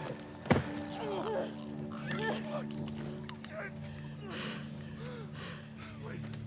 You said Abby. You're looking for an Abby, right? We picked one up a couple months ago. Yeah, sure. Oh, no, big girl. Blonde. Arms like mine. She had a scrawny kid with cuts by his mouth. Yeah, that's her. You let me go. I'll tell you where she is. You get to her before that infection takes over.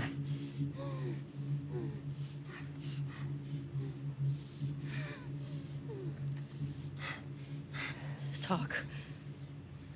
She's in a holding cell at our camp. Where's that? Head that way till you hit the railroad track. That'll lead you to a resort. We keep them in the tall, round building.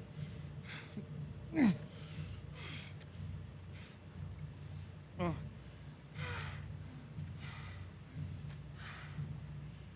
I swear.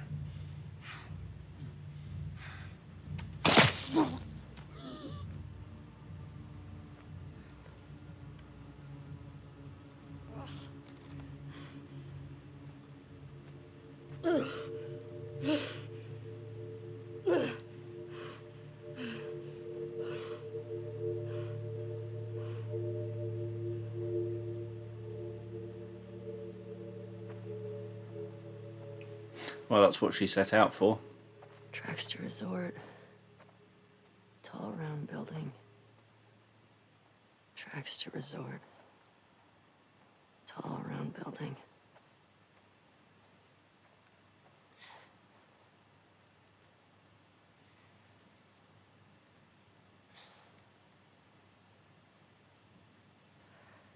Fuck.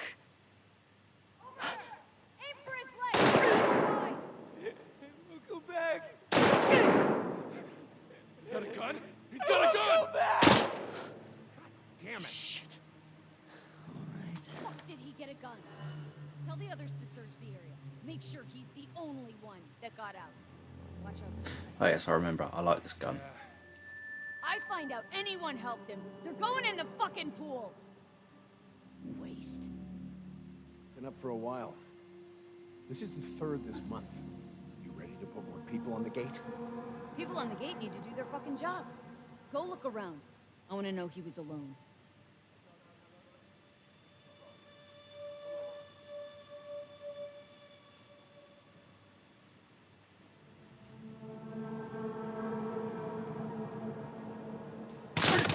Cole! We're under attack!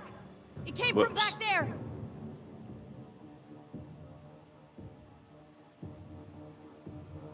Did better last time I played this. Managed to do just one shot. We got company! Look around, be ready. Whoops.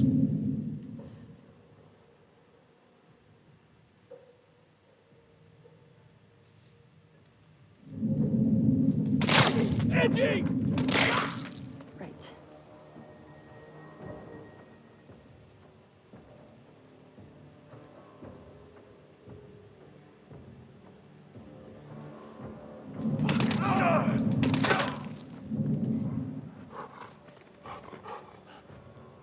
Sorry, dog. Didn't want to have to kill you. Big group. I better find her before these idiots kill her.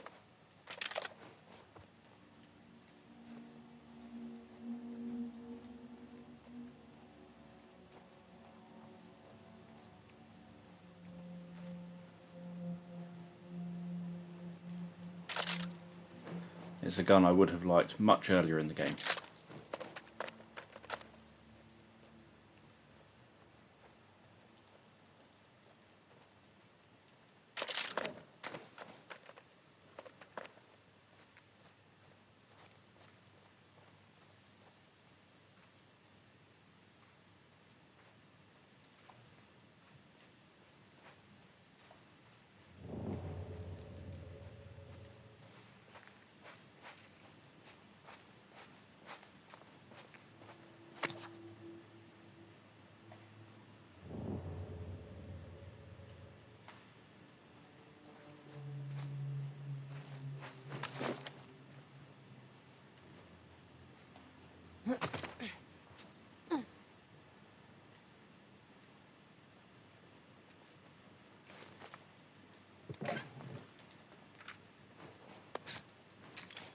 Right, I definitely need as much ammo as I can get.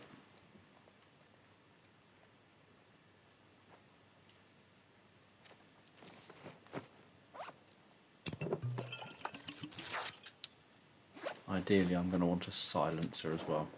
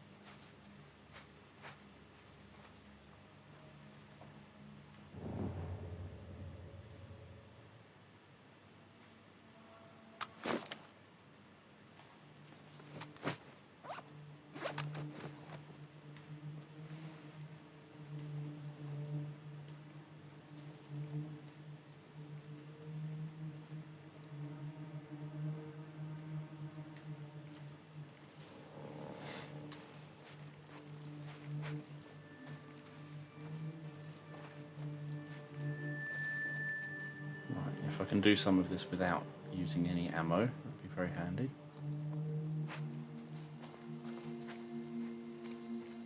Come on, shuffle a bit quicker.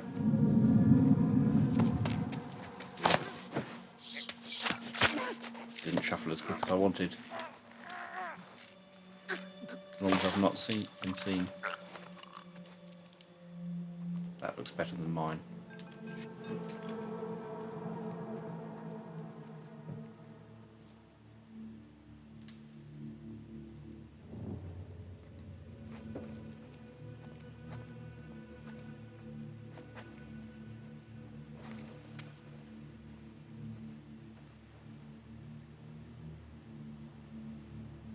Turn your back to me.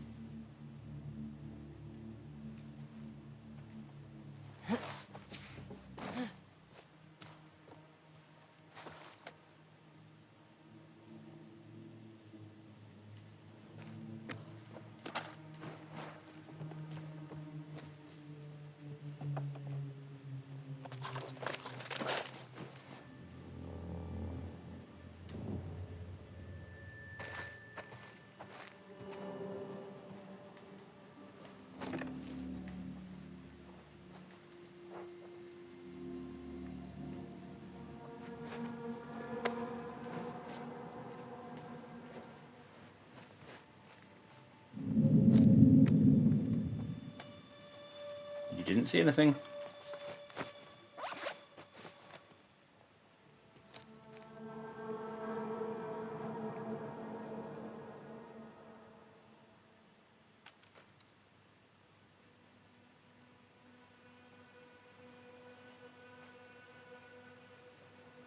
And turn.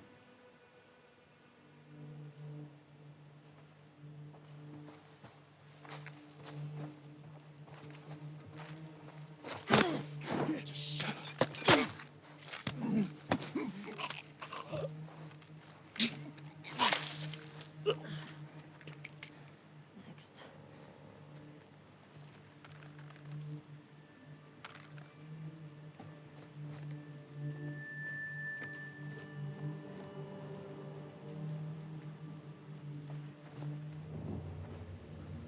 No, that dog's gonna smell me.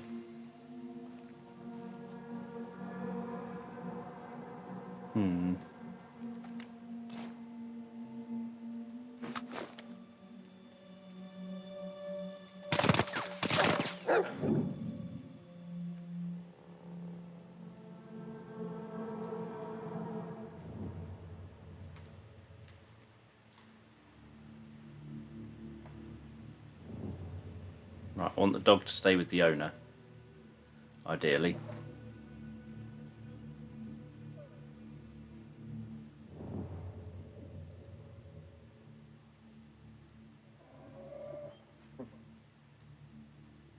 What's going on, girl?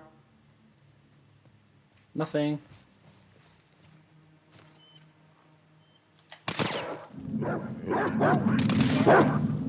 got a live one in that shop!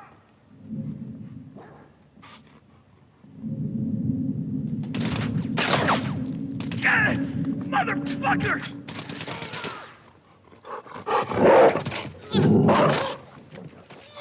I apologise. Sorry.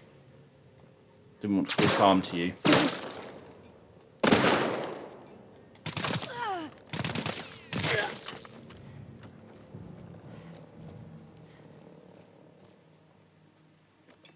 Any others? Oh, fuck. Where are the tracks?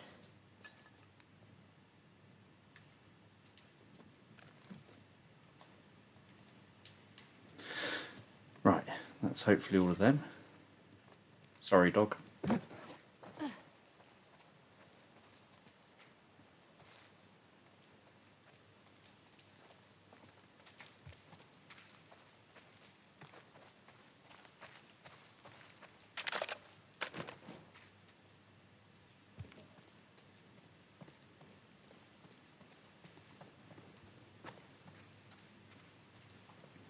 I know, it's not the best thing to have ended up killing the dog with.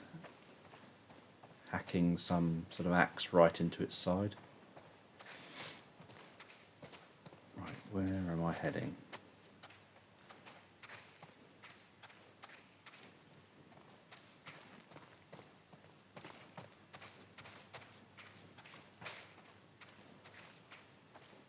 Heading into the sun, it seems.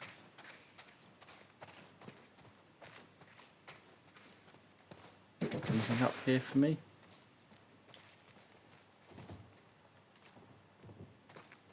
Nope.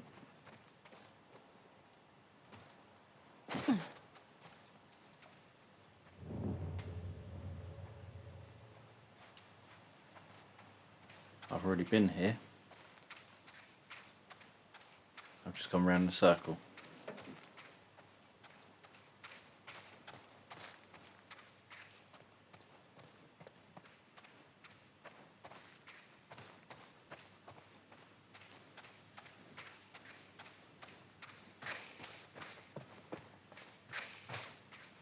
Right, round building.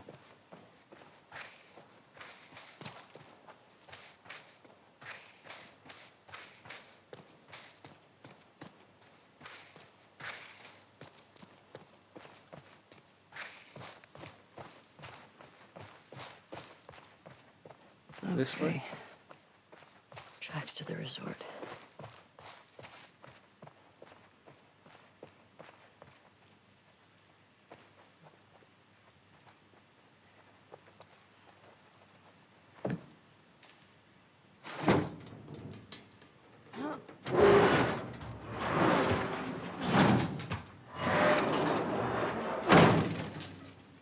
That's probably popped her stitches open.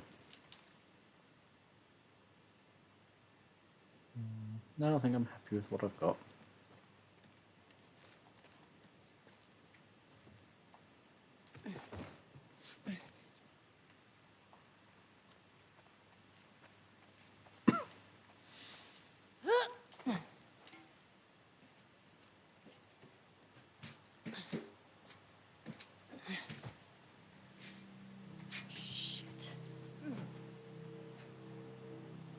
Let's move!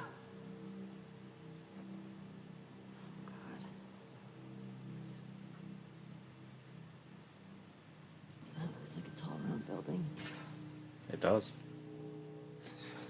How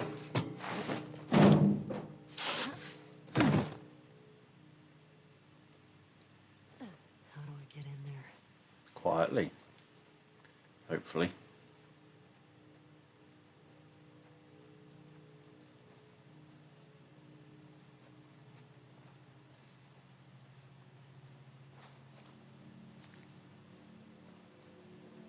Hello.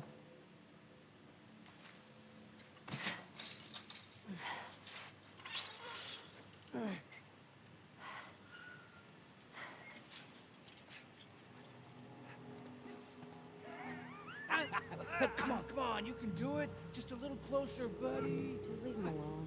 He can't feel anything. Fuck that. I promised him I'd do this to him. This is such a fucked up hobby. Bet you wish you didn't try to escape now, don't you, Anthony?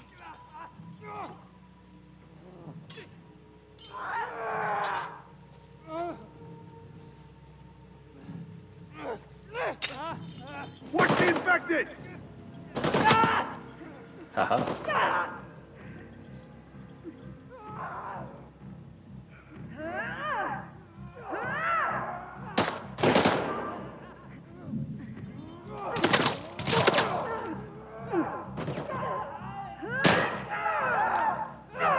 Search the perimeter.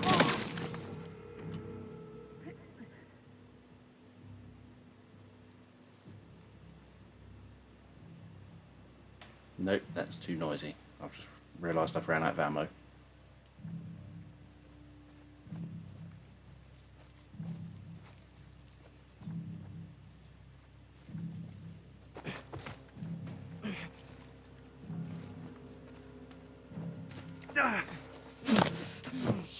Grab and stab. That's lucky. Yeah.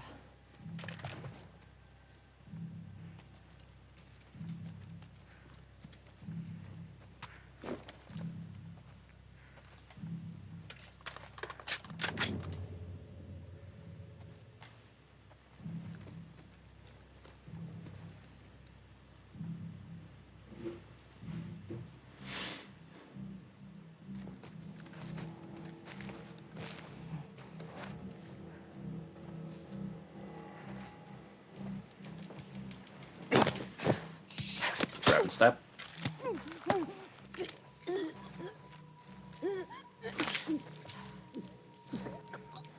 Okay.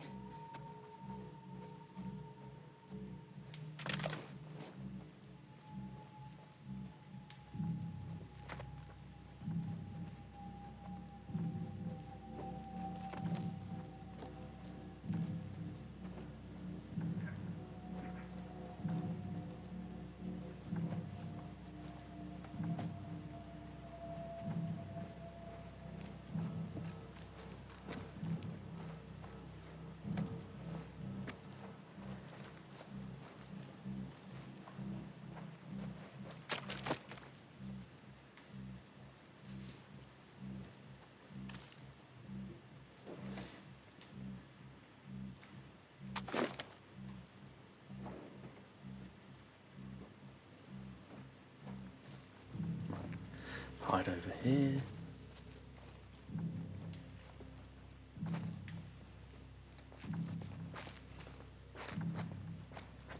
Right, I wonder who's where.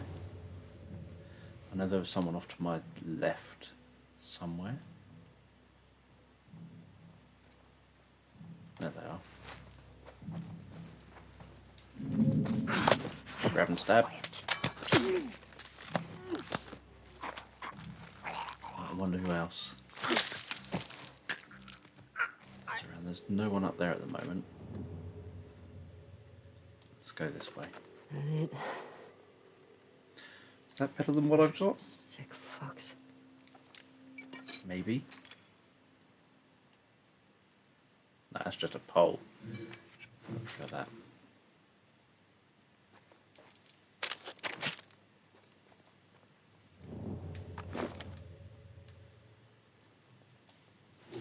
Squeeze through there. Okay.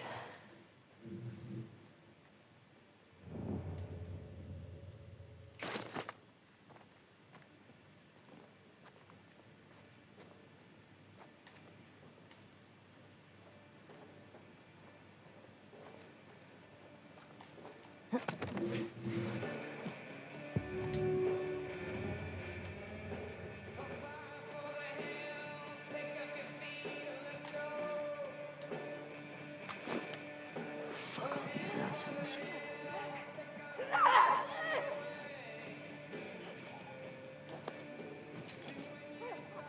Come on, don't get seen. Don't get seen, don't get seen, don't get seen. Grab and stab. Don't get seen. Don't get seen.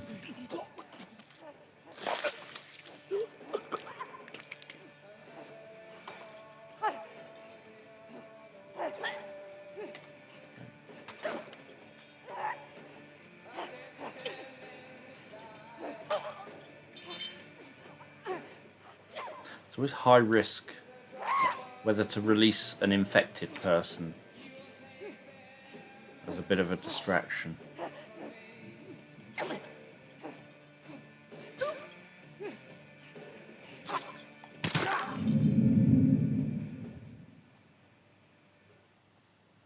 someone see me?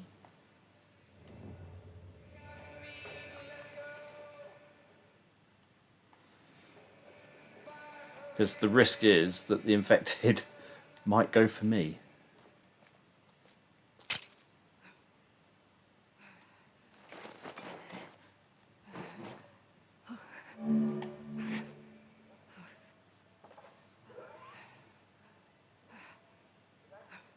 No. I was hoping that that would have got the infected attention. Oh, that's in better condition than mine.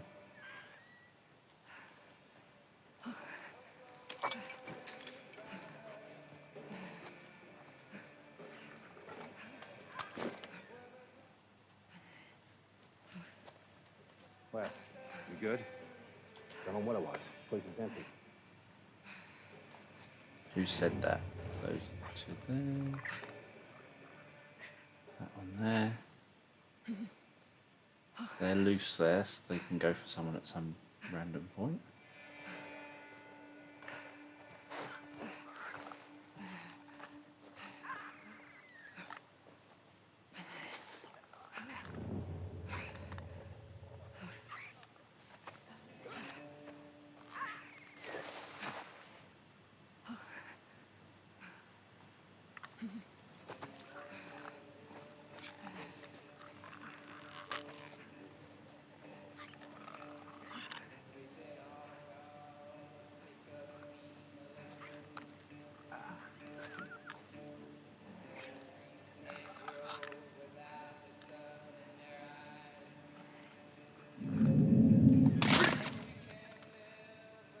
whether I'm brave enough to go into the swimming pool.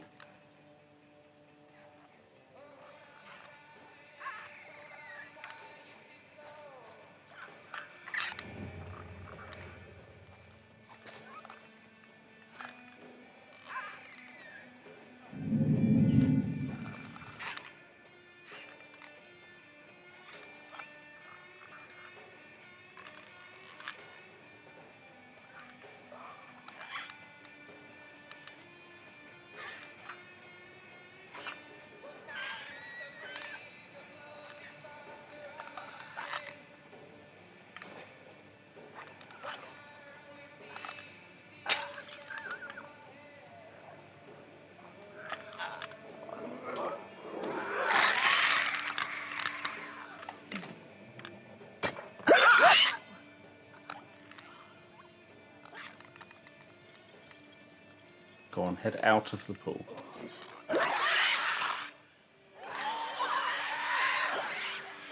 That's it. Give him a bit of grief.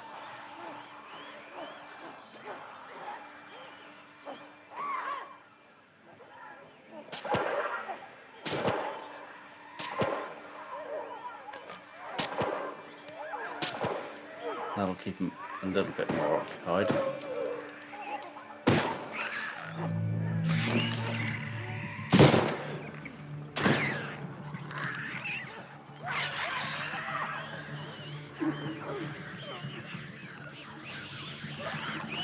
Run away!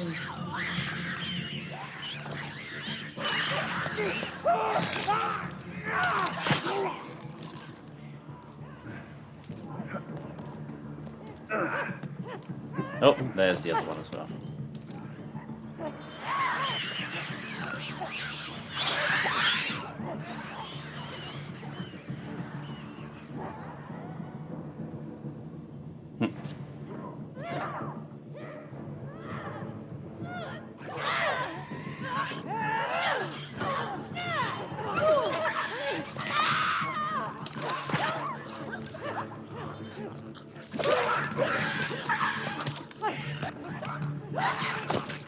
I think I'm better at fighting those things off than they are.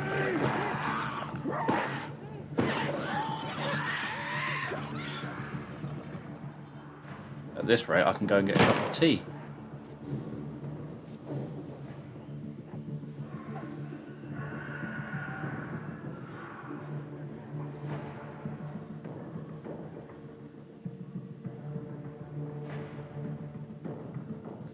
Lucky for some. I would have had those two killed in seconds. Run away!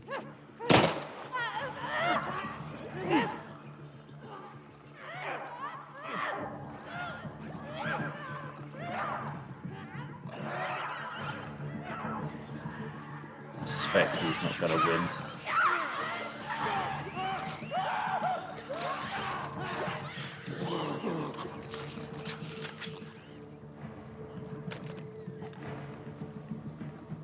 There'll come a point where I'm going to have to actually deal with them, probably.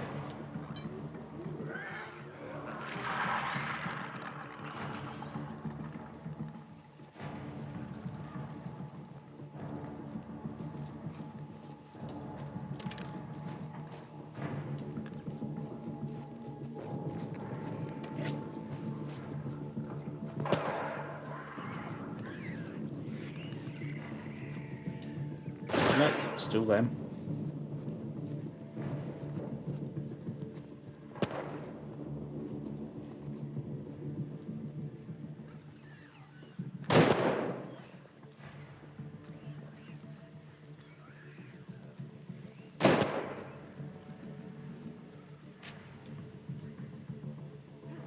God, there's a lot of them dead.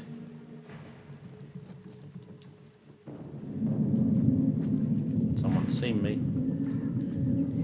Stray! In here!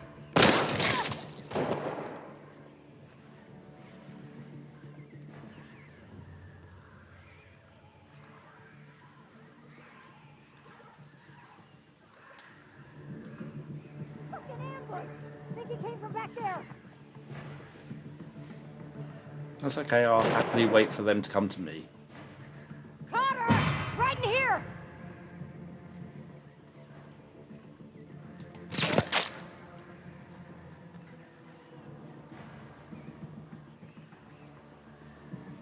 That was a lucky shot.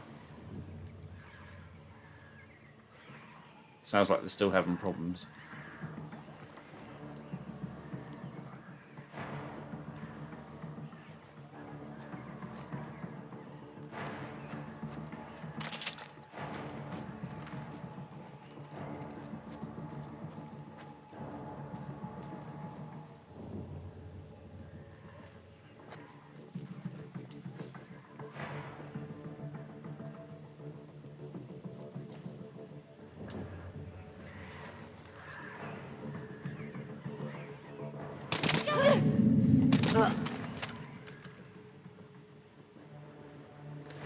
Looks like I'm down to a noisy gun now.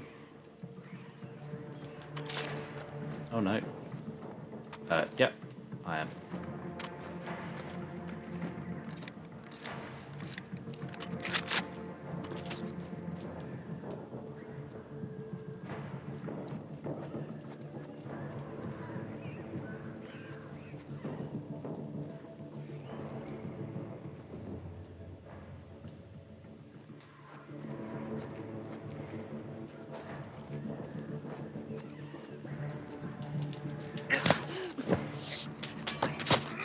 Too busy focusing on the infected people, not looking at where I am.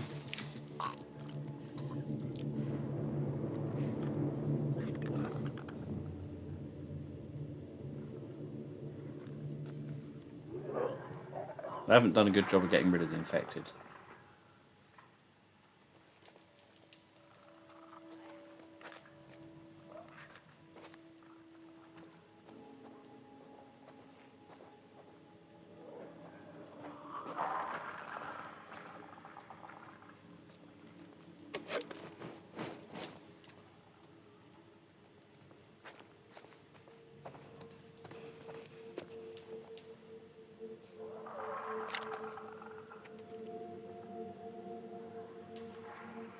Jenny, sending along some extra beef, grapefruit and potatoes I just got.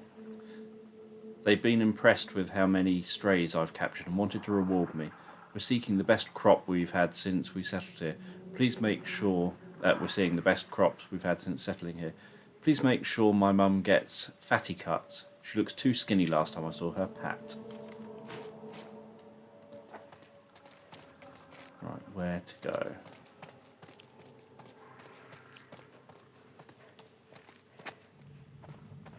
Not that way. This way it must be.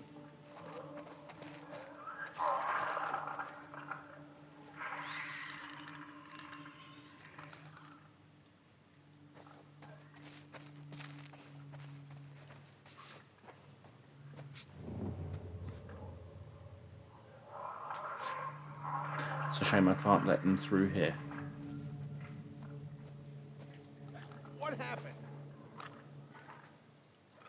Great! Shit! Spread out! Guard the tower!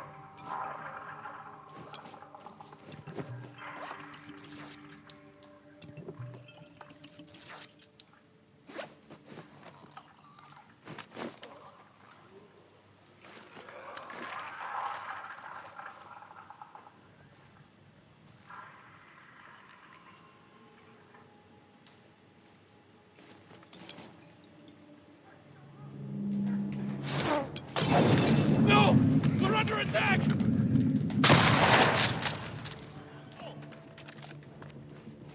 Sorry.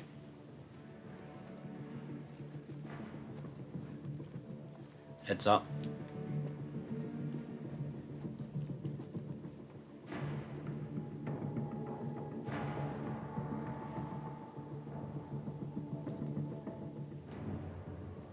Okay, there is a lot more of them than I thought. Watch the infected!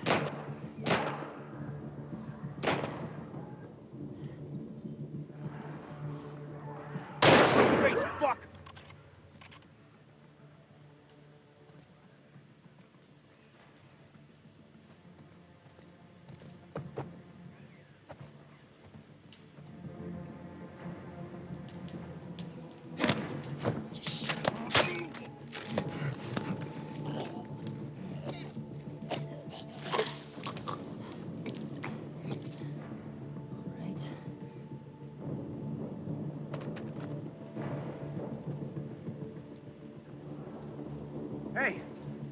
Stop messing around. Check it out. Watch my back. I'll watch your back. Todd? No, they're going to definitely see me.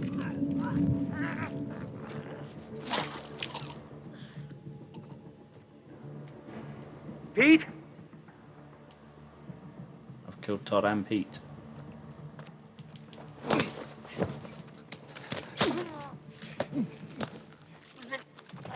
There's going to be a bit of a pile here.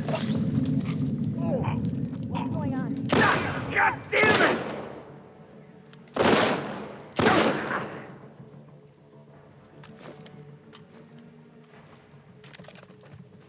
Put her down!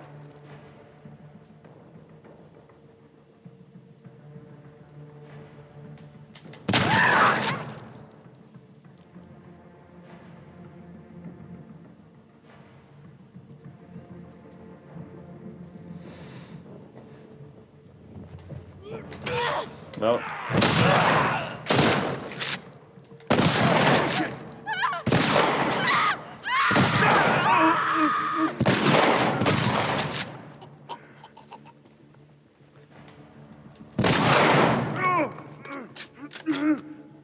You're getting very lucky.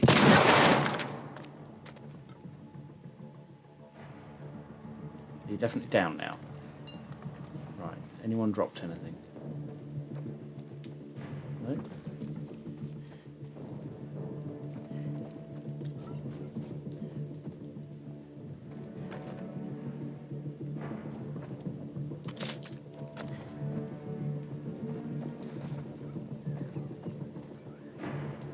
Where's the rest of you?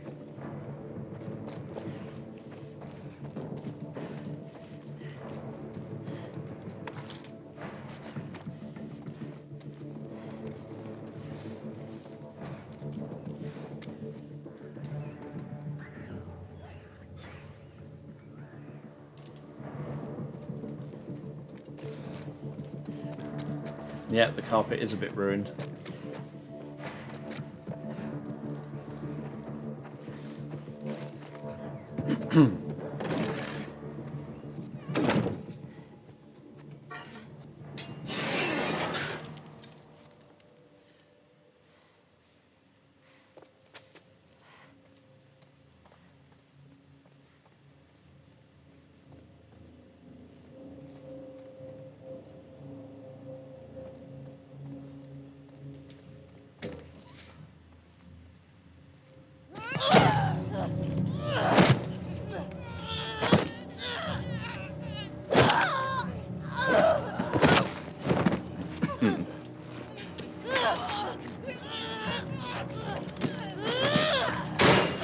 Kill her! Bitch!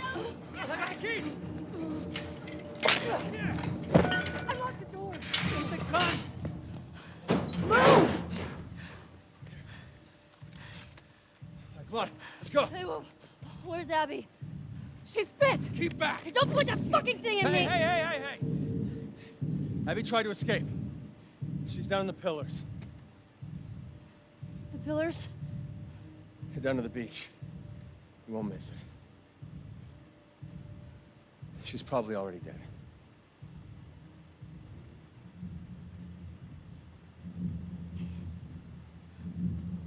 Come on!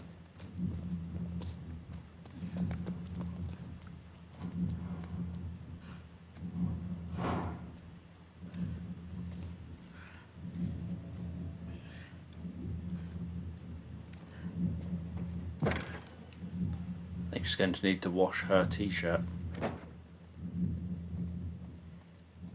Where are you?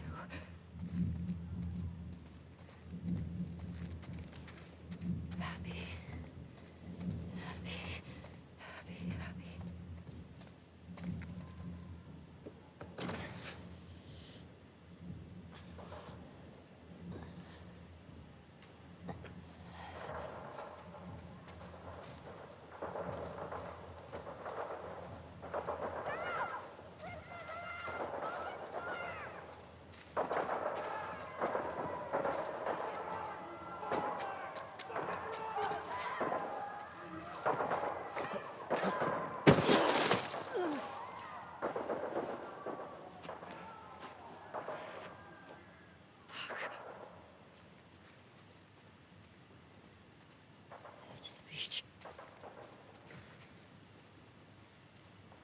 Yeah, the blood flows right as well.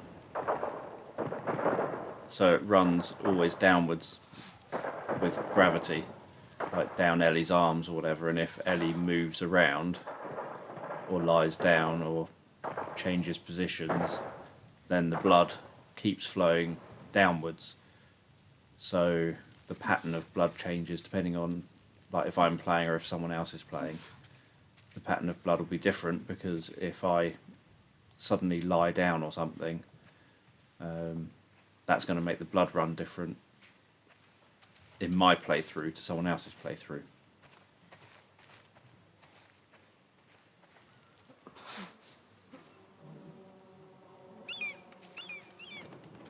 Holy. Abby?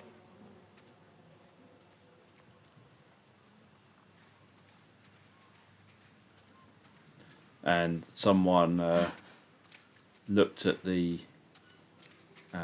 sort of hacked the code so that they can pause the game and zoom in, and they found that Ellie has fingerprints and all sorts of details, and that there's a bath somewhere in this game that's full of water, and if you zoom in on the water, there's actually tadpoles in the water.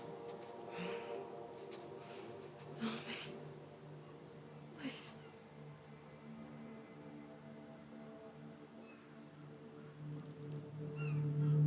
It's you.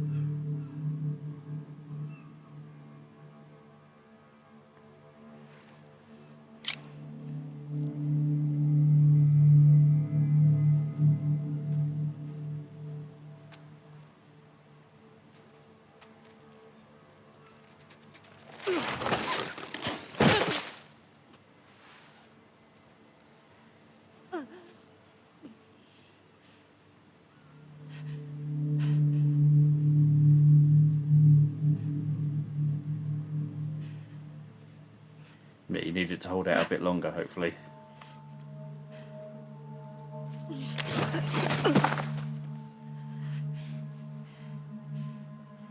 Abby.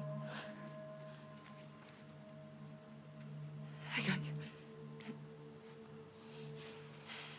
I got you.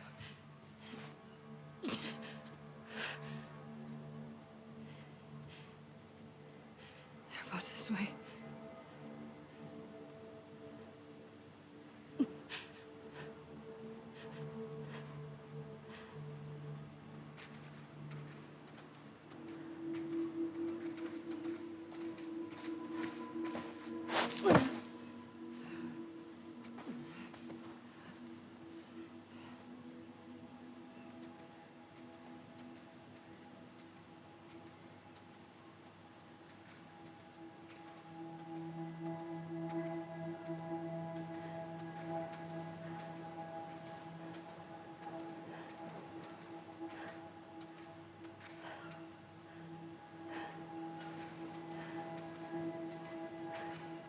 Well, she'd probably been up there for days at least, and before that was there's the intro screen. Before that, she was obviously imprisoned.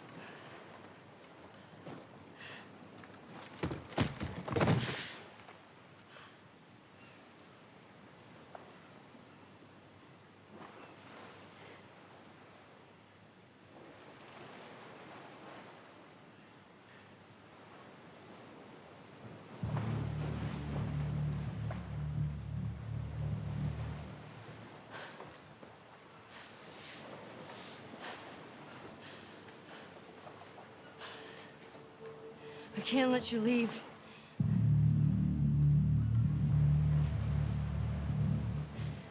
I'm not doing this.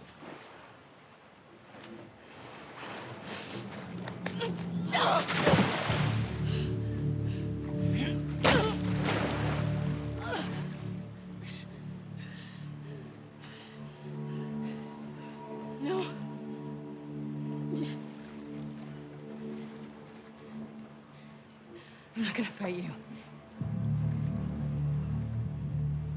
Yes, you will.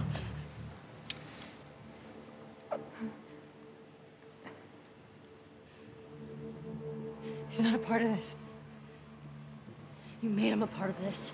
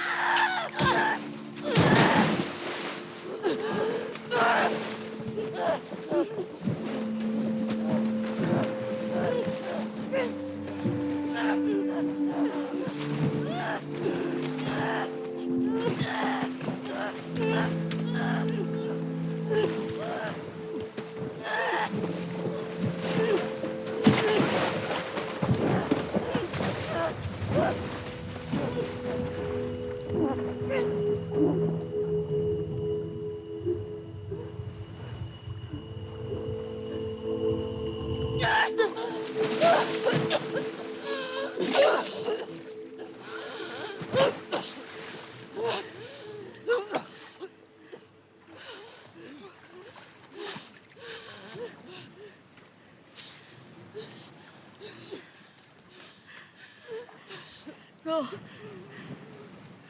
Just take him.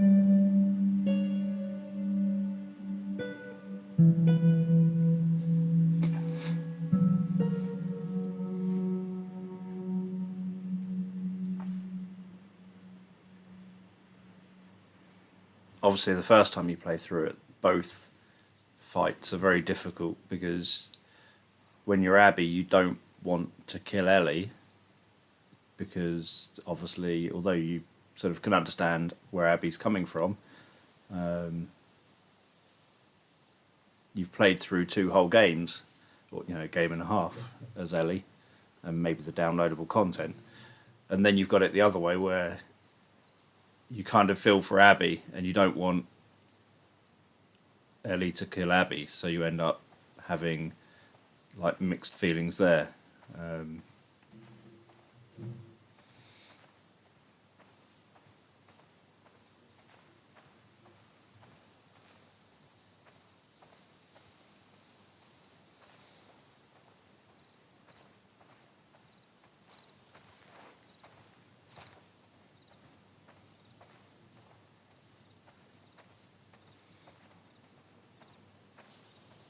The first fight, a lot of people, I think, just put the controller down.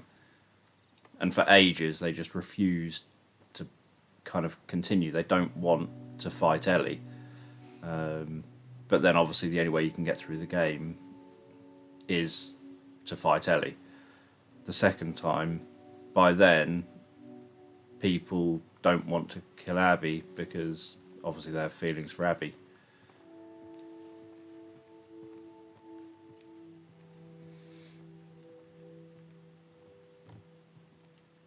And they know that obviously Abby is in a better place. Abby twice had let Ellie go.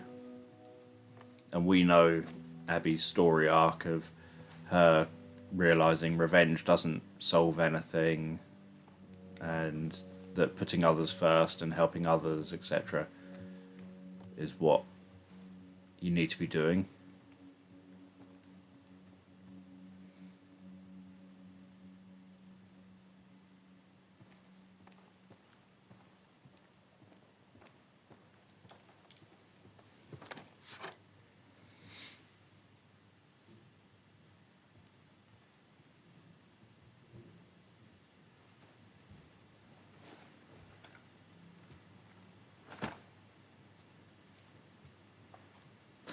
And obviously the second fight especially is a very emotional fight, I think. I think it's really well done. It kind of, even to play it, even though you're just whacking buttons, it feels like a very emotional, raw kind of fight.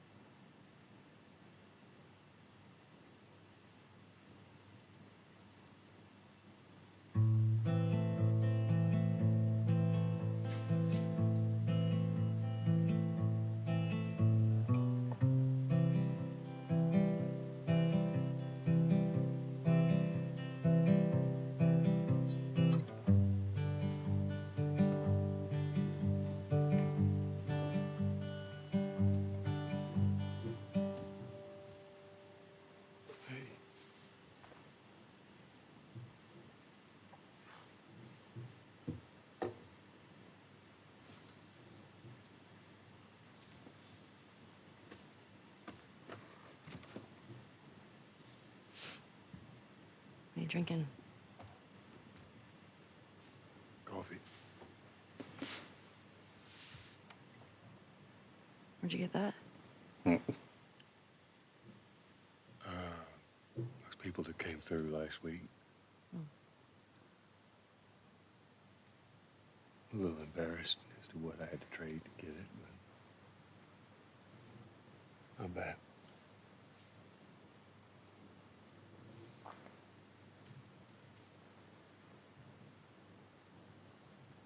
I had Seth under control. Yeah, I know. And you need to stop harassing Jesse about my patrols. Okay.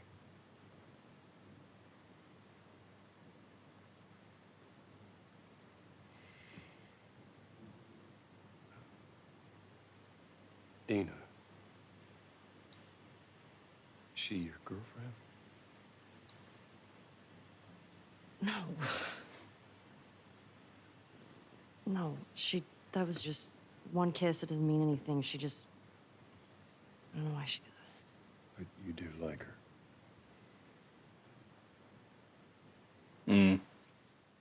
Yeah, being able to see the breath and that it seems like it's in at the right places. It's good. I have no idea what that girl's intentions are, but I do know that she would be lucky to have you.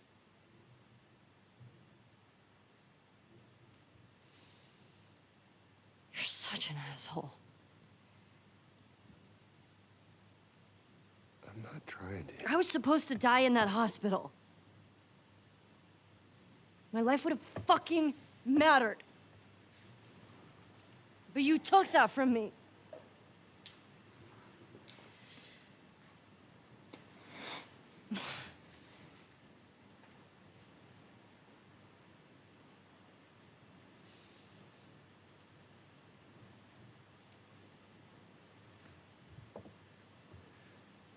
If somehow the Lord gave me a second chance at that moment, I would do it all over again.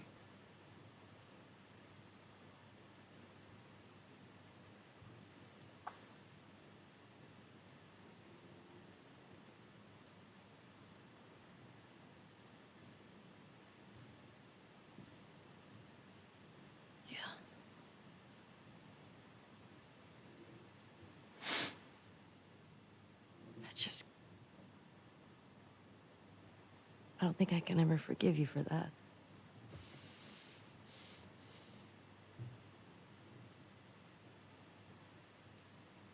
But I would like to try.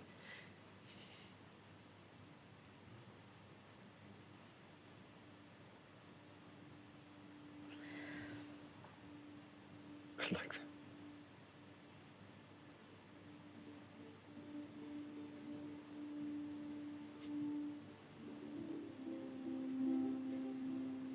Okay.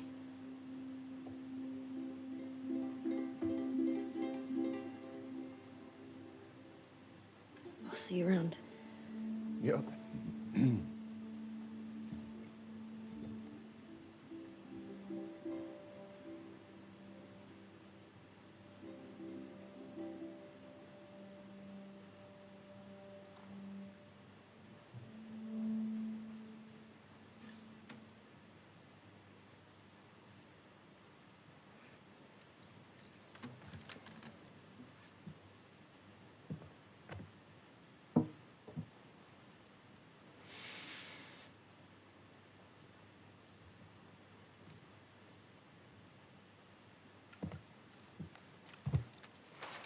Joel's mug was now mug. You see it at near the beginning when we go and look around Joel's house.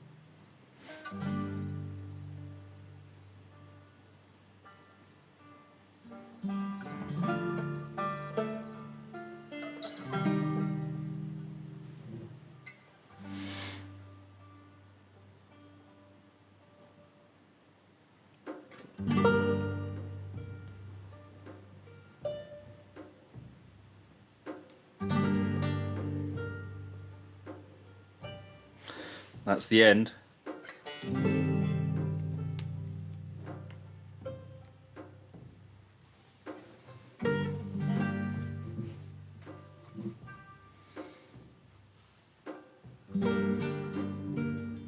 So hopefully you enjoyed the game. That is it.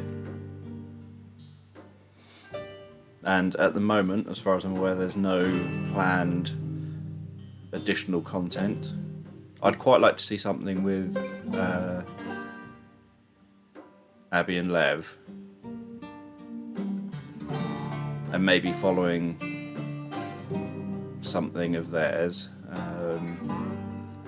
I think it would also be cool if in a third game perhaps it kind of rounded the whole thing off with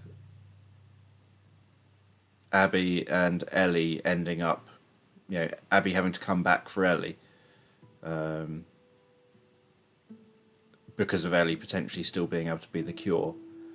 So there are some theories about how, well, they're not theories about how mushrooms work, but or how fungus works, but they're theories about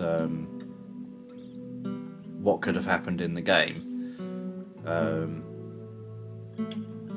So there's fungus which actually stops the cordyceps fungus from being able to infect you.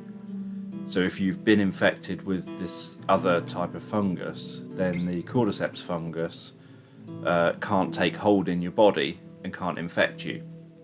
So one theory that people have proposed is that Ellie was actually infected before she first got bitten. She was actually infected somehow with spores from a related different fungus that spread through her body but didn't kill her. But what that fungus does in the animals that it does infect in real life is that it stops you being able to catch other cordyceps fungus, and it kind of works with your body so that it gives you, so there's the flashback where Ellie is in the hospital and she finds the records about herself. People have looked at the figures on those records about things like her having, I think, low blood pressure and things like that, and they happen to match what would happen to you if a human was able to be infected like other animals are with this fungus. So obviously there are theories that that's what, although Naughty Dog have never said, that that's what's obviously probably happened, is that she's been infected by this fungus that affects your appetite, so she was always, you know, not really eating, being slim, etc.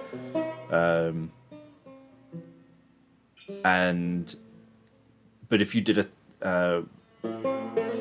a test on Ellie, you would find that she is infected. It's just that she's not infected with the strain that they think she's infected with. So, and vaccines aren't created by taking a sample of a fungus. You don't have vaccines against funguses. So how Ellie would have been the cure wouldn't have been to kill her and try and extract the fungus from her brain or anything like that. It would have been to work out what the exact strain of fungus is. That it is in the family, the cordyceps family, but it's a different one. And if you work out what that one is, all you do then is infect everyone else with that one. They'll have certain health problems, like often being cold, having very low blood pressure, losing their diet, their hunger a lot.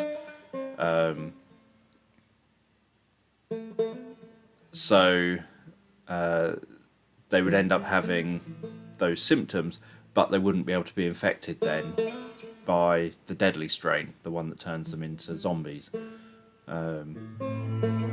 So if that theory is correct, because because it is a genuine thing in real life that this fungus does have this alternative fungus that if you're infected with it would mean you can't catch other cordyceps funguses. It blocks the ability to catch them, but at the same time it does fill your body with that specific fungus. It just doesn't kill you or have obviously a zombie-like effect on you. If that theory is correct, then Naughty Dog could make a third game where the Fireflies discover that this is the case, and you could end up with, say, Abby rocking up looking for Ellie because Ellie's the only one known to have that strain in her, and if they can find out that strain, they can then either cultivate the strain and create it, so that you can give it to other people, cultivating it from Ellie, or maybe find that strain in the wild. And I think that'd be a really cool, Abby rocking up and saying, you hate me, I hate you, we've tried to kill each other, but we need to work together and try and achieve this thing, because it would then be a good resolution. You've had the first game, Joel lost everything, Joel lost himself, and then found himself through Ellie. The downloadable content was that Ellie had lost herself. She had kind of thought, what have I got to live for, until she found this purpose of, I could die to save others. Ellie would, the idea, sort of my idea, would be that Ellie would volunteer herself, but Abby would have to turn up and say to Ellie, you can still be the cure, and explain the situation just as I have, and then Ellie and Abby would have to travel across America to get to wherever it is they've got to get to. She could have got the alternative strain going in a room with the spores of whatever that strain is. Maybe it's out in the wild somewhere. She hasn't been out in the wild, so maybe it was in a basement somewhere. It would only have to be just in nature anywhere, just to breathe in. To get infected, you can either get bitten or you can just breathe in the spores. So all it takes is for that strain to have been somewhere in her environment at some point, at any point during her life up to that age. And she would have been infected, and then when she got bitten, that would have done nothing to her. So she wouldn't have got bitten. The zombie that bit her wouldn't have given her an alternative strain. It would have been that at some point she was in an environment where an alternative strain existed. And obviously you find new funguses everywhere, and different funguses. So I just think it would be an interesting kind of roundup that you've had this middle game then where Ellie and Abby have gone on journeys of revenge and kind of redemption, and realising that revenge doesn't work to relieve your suffering. There's obviously lots of speculation about what happens after this game, whether obviously Dina left that property, but there are things like Ellie returned with the bracelet on. There's other clues that kind of hint to the idea that maybe Ellie and Dina had already met before Ellie came back here, and that Ellie had probably come back here for one last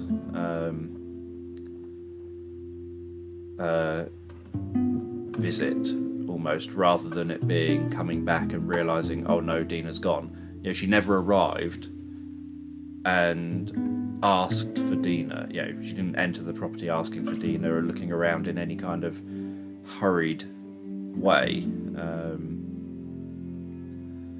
So she, so one theory is that she had already been, that Dina is probably back at Jackson, and that Ellie had already been there, had already seen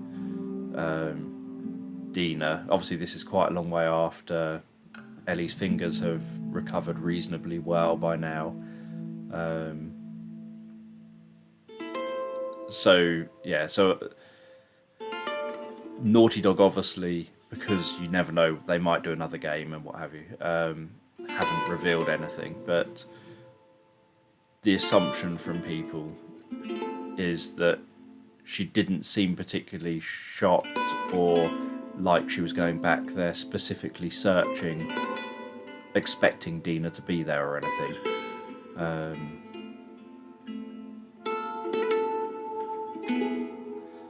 Well, you'd still think, although they'd be big clues, that when she would arrive, if you really loved the person, you'd be rushing up to the property still, thinking, no, don't be gone, hoping to find a note. You'd be a bit more kind of active, I think, in attempting to see if there was any hint of them still being there, because there's lots of clues, obviously, that she was gone. I'm just a poor, but yeah, so it's wayfaring stranger, traveling through. I just think that they should make a third one, and it should be a positive feeling one that ends with the cure being found. There is no sickness, no toil, nor danger. I think I would expect that she would have been taken aback or have rushed in or something. I'm going there to see my mother. She said she'd meet. Because I think that although Dina said all that she probably would take Ellie back. Or at least, you know, have Ellie around and see how things go. I'm just a ghost. Because it's not like Ellie went through, if Ellie explained her story and explained what happened and what have you.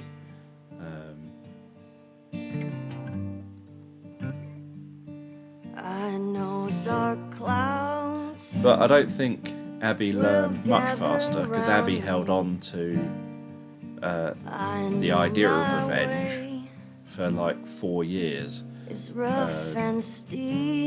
before finding Joel, and it was only after she'd actually gone through with killing Joel and then another bunch of months of waking up having nightmares and everything. It's only then that she eventually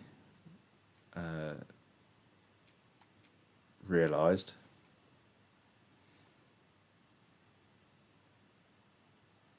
That's Abby and Lev's boat, and that's the dome thingy that they were heading to. So they've obviously reached the Fireflies.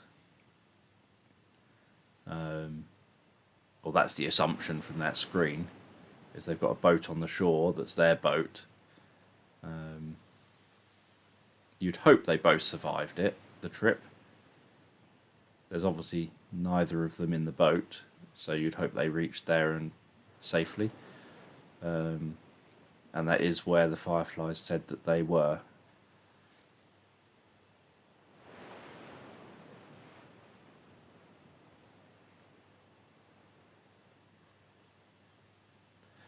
I think the thing with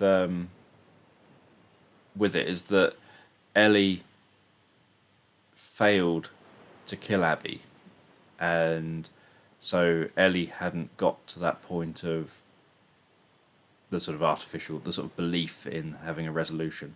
She hadn't got to the point of killing Abby to get the resolution, and so she was still clinging to this idea that if only I manage to kill Abby, then I'll have that resolution.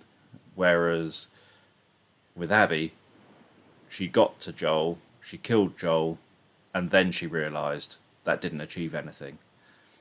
And then she had other things to fight for. And her second round of going for Ellie was literally just, I'm in blind rage because I've just discovered my ex-boyfriend and his pregnant girlfriend dead. And obviously Manny had been killed by Tommy in front of her, like literally with his blood splatting all over her.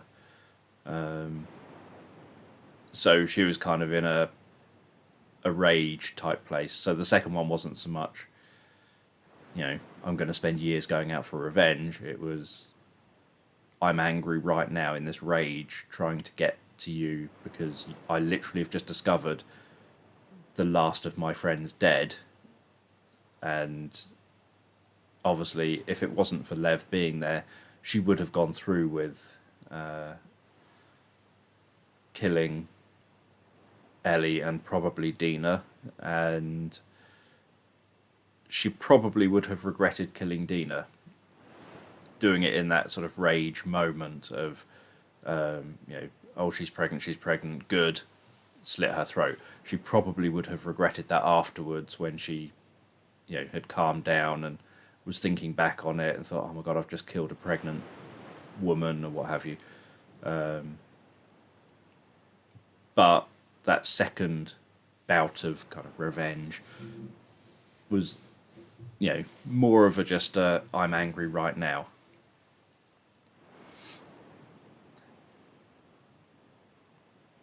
Yeah, it was disappointing. People obviously get very excited when they suddenly see Tommy sitting there, because obviously the assumption is that Tommy's dead, that he's just been shot in the head a few scenes earlier, and that he's now dead. So seeing him sitting there, people often get very excited, and then when he's trying to convince Ellie to go back after Abby because he can't, and he's now the one that's really obsessed, because he was the one who, before getting shot by Abby, was very much, I want the same as you, but we have killed all their friends. Let's go back. Let's go back to Jackson. And they were about to head back to Jackson. So he was willing, when Ellie didn't want to be the one to let go. It's a shame that obviously, from Tommy's words, that Ellie had, after the situation with her lying on the floor coughing up blood and Dina lying on the floor unconscious, it's a shame that on the way back, obviously you have a lot of time in this world to stew on things while you're travelling, because travelling is by horses or whatever and takes a very long time across the whole of America. They'd have plenty of time to stew with Tommy obviously angry, thinking, I've got a bad leg now, I've been shot in the face, I've lost the sight in one of my eyes, in my sort of shooting eye. Ellie thinking, she stabbed Dina and she's getting angry about that or whatever. It's they would have had a long time to stew and wind each other up about it and say, we're going to get revenge. Once we're better and we fixed each other up, we'll go back after them. And obviously, Tommy, from that whole experience, had managed to somehow get into this place where it had ruined his relationship now, and was making it so that he was now obsessing with wanting to find Abby because of what she had done to him and what he had done to Joel. He'd gone and ruined his relationship. So there's still the question of what would be his view when what's Ellie going to tell him, or what's her story going to be when she's back in Jackson, because she will obviously go back to Jackson, because I just think in this world it would be a shame if she just became a drifter and essentially didn't have Dina, or didn't have it. It'd be better for her to go back to Jackson, be part of the community, and kind of avoid Dina for a while, and then if something works out between them, it works out. If not, maybe they just become civil and talk to each other, or maybe they become friends, but maybe they don't get back together or something. But it seems odd that Ellie would totally become a drifter on her own. So it makes sense that Ellie would go back to Jackson, because she went back to Jackson, for example, when she discovered the truth at the hospital, and she said to Joel, I'll come back to Jackson with you, but I'll never talk to you. I don't want anything to do with you ever again. And obviously, unfortunately, as you know from the very end of the game, her and Joel hadn't spoken right the way through to the night before Joel was killed. And the night before Joel was killed, there was obviously the issue at the party. Joel then got defensive on Ellie's behalf. Ellie then had a go at Joel, and then probably a couple of hours later turned up at Joel's and said I had it all under control, and then had it out with him. The conversation she should have had probably a couple of years earlier. Had it out with him about, I was supposed to die in the hospital, you took that from me, etc. And that she didn't think she could forgive him, but she wants to try. And then obviously the next morning, or during the next day, he was killed. And so she never had a chance to go through with that. She never had the chance to properly have the movie night that she was going to have with him, or have the relationship that she, through her own anger at him, had not had for a couple of years. She'd kind of lived independently, but within Jackson for a couple of years without any kind of interaction with him. Just trying to, probably being civil, but just trying to avoid him. And yet he was still trying to look out for her, and he was still, telling Jessie, make sure she goes out safely, make sure her routes are the safer routes, don't put her on the dangerous routes. He was still trying to keep an eye on her, even though she didn't want anything to do with him. And so the fact that she went back to Jackson then would make me think that she likes having people around. She doesn't want to be 100% like a drifter, all alone, with no one around her at all. And although it would be awkward with Tommy, and it would be awkward maybe with Dina, at least she would have some people around her and have a bit of a community around her, even if she was still largely keeping herself to herself.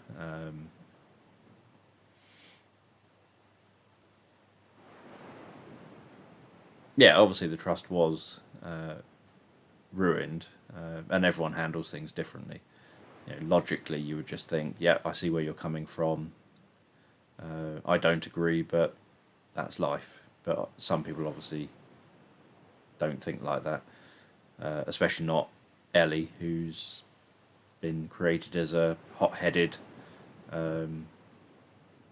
character that sort of always knows best, and wants to make her own choices in her life, even when she was a young girl.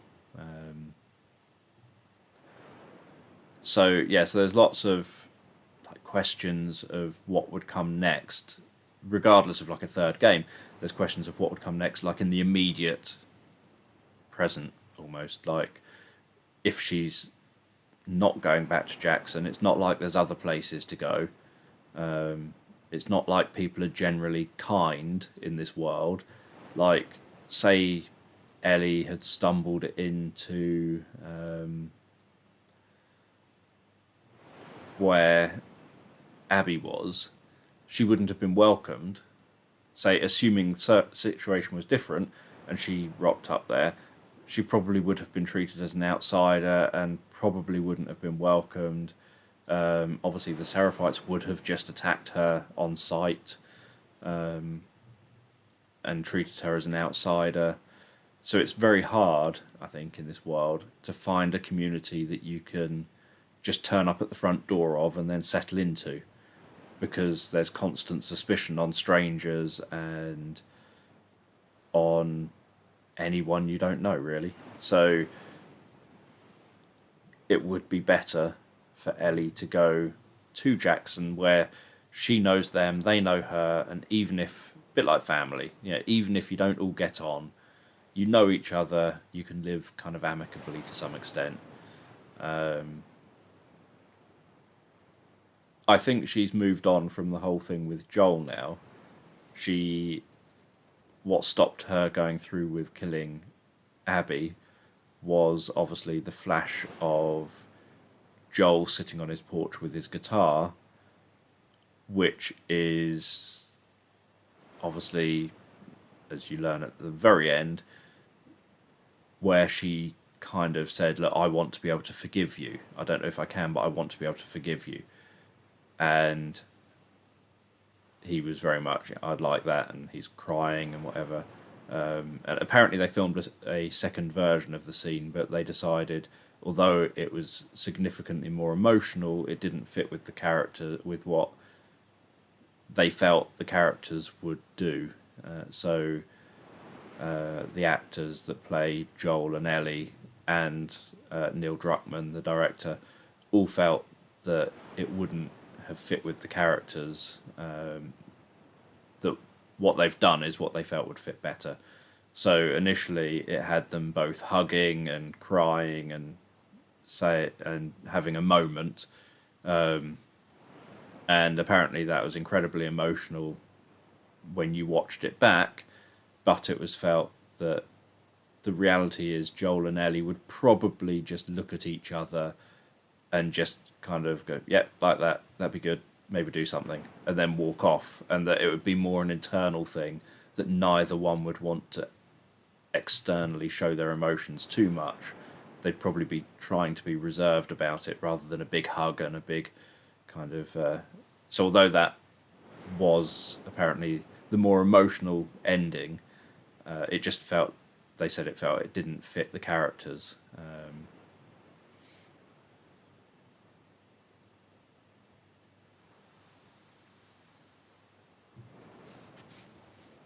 Yeah, he did, which was good.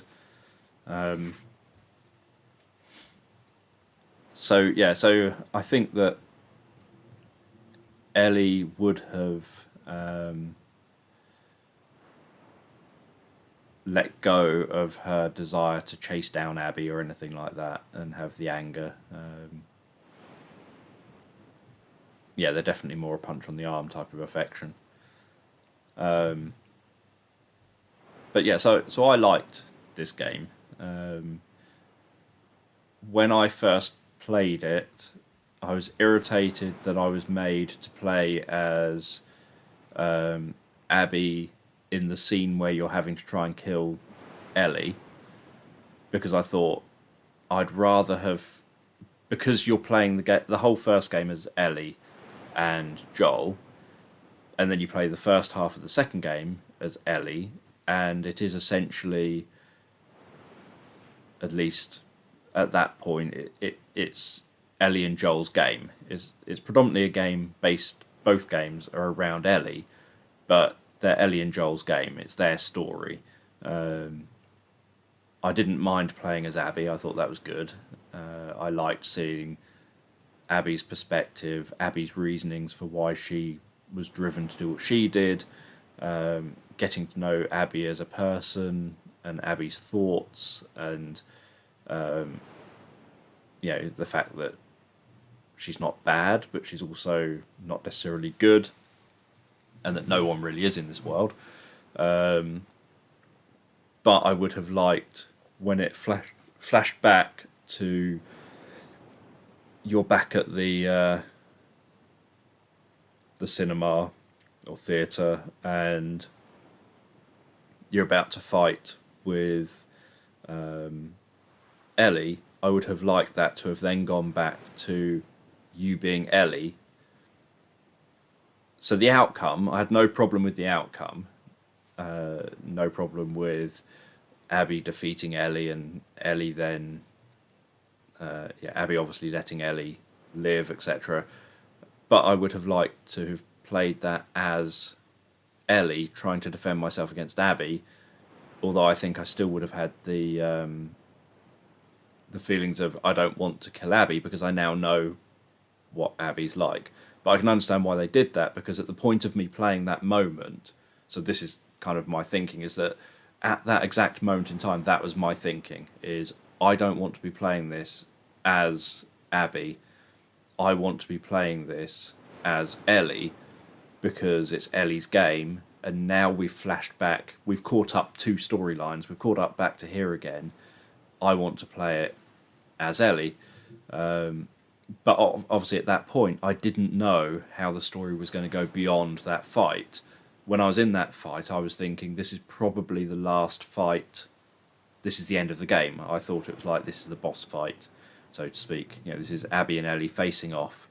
And so my thinking at that exact moment in time was, because I think this is the end of the game and this is me fighting with Abby and Ellie fighting, I don't want my final boss fight of the game and then the end credits to be that I've been Abby killing Ellie, and that's the role I have to play at the end of the game.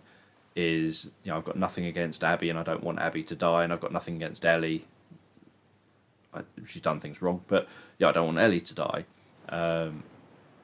So at that moment in time while playing the game, my thinking was, I want to be playing as Ellie because I want to end the game playing as Ellie.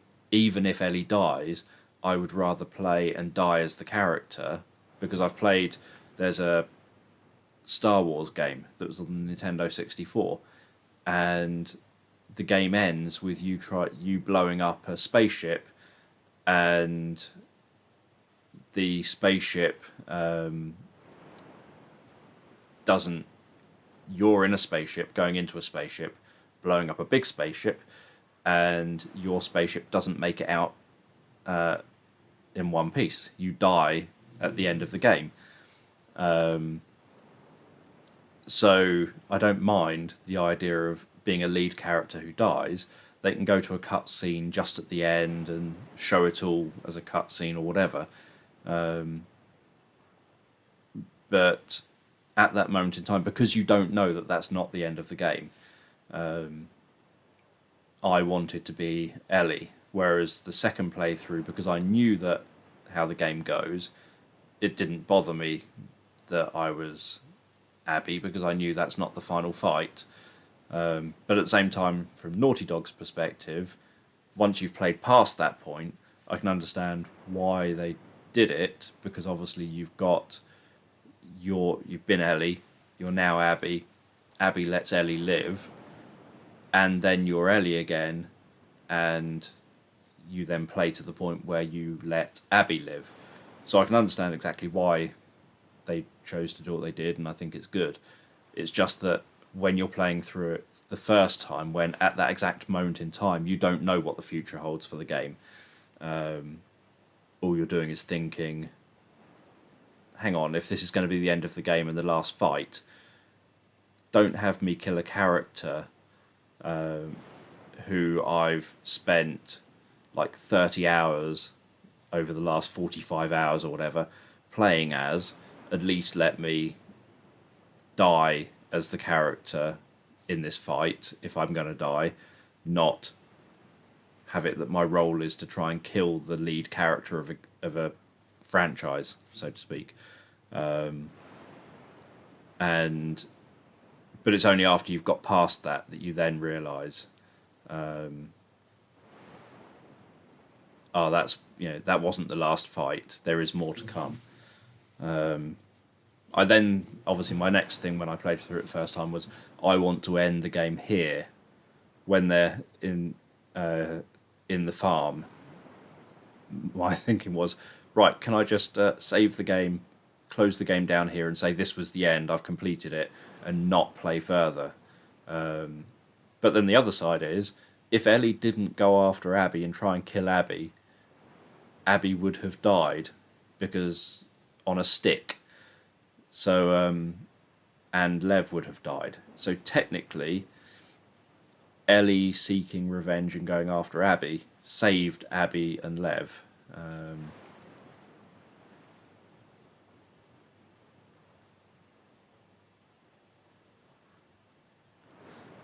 Yeah, I do think it's good, the whole playing with your emotions and questioning motives and what have you.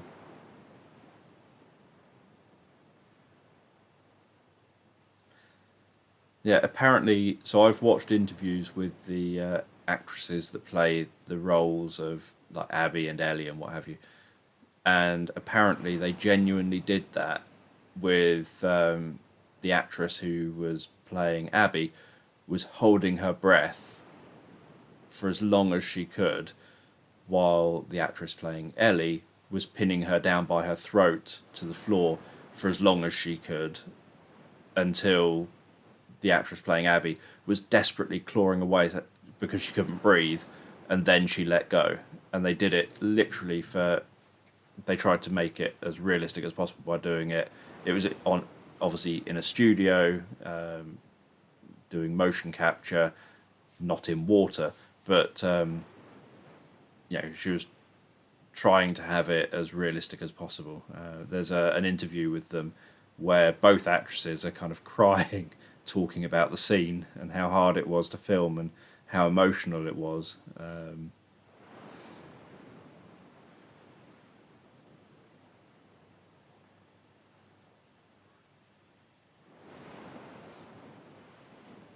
Yeah, generally with cycles, it's best to step off.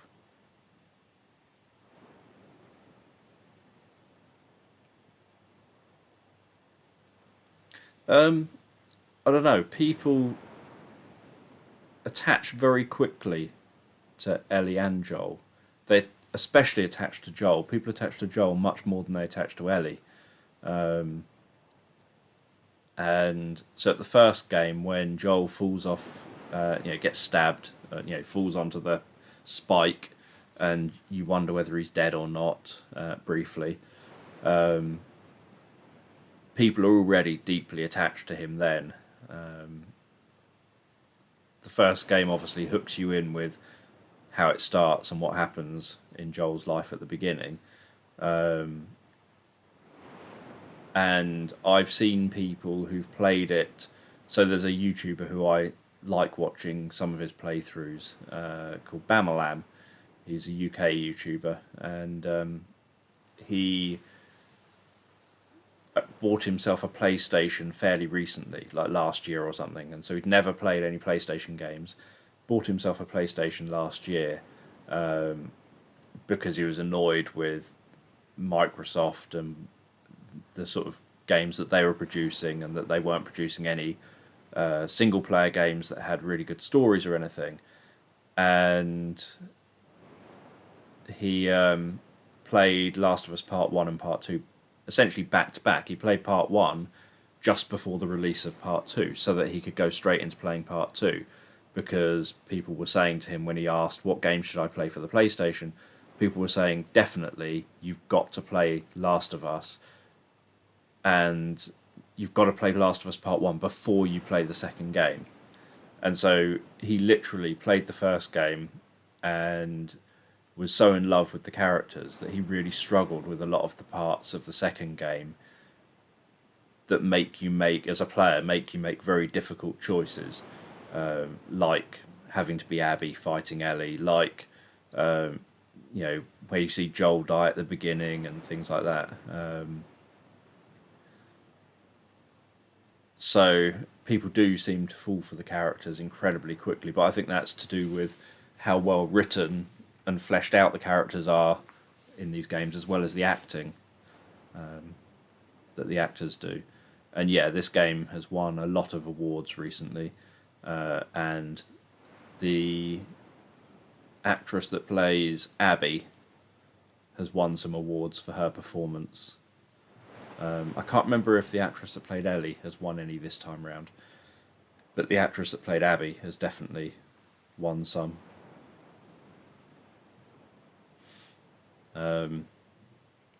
And obviously she got a lot of backlash from fans when the game came out.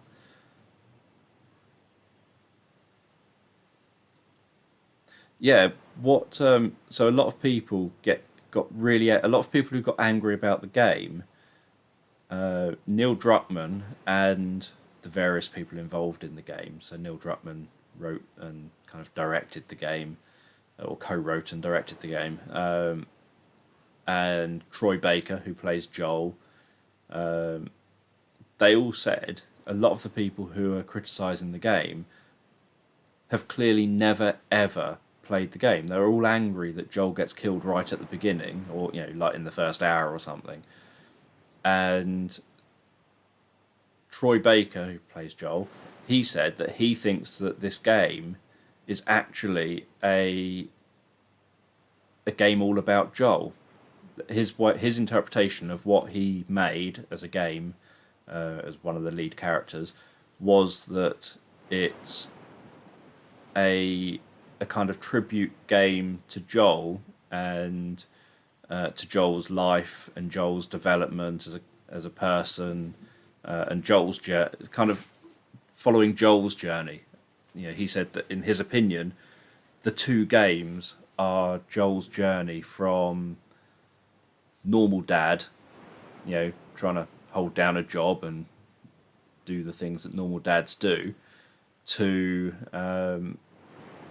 this person who's lost his way, does bad things to survive, who doesn't really care about anything anymore. He doesn't care much about. He survives, but he doesn't care about his life. He just sort of drifts through every day, and then ends up kind of finding himself again through having Ellie in his life.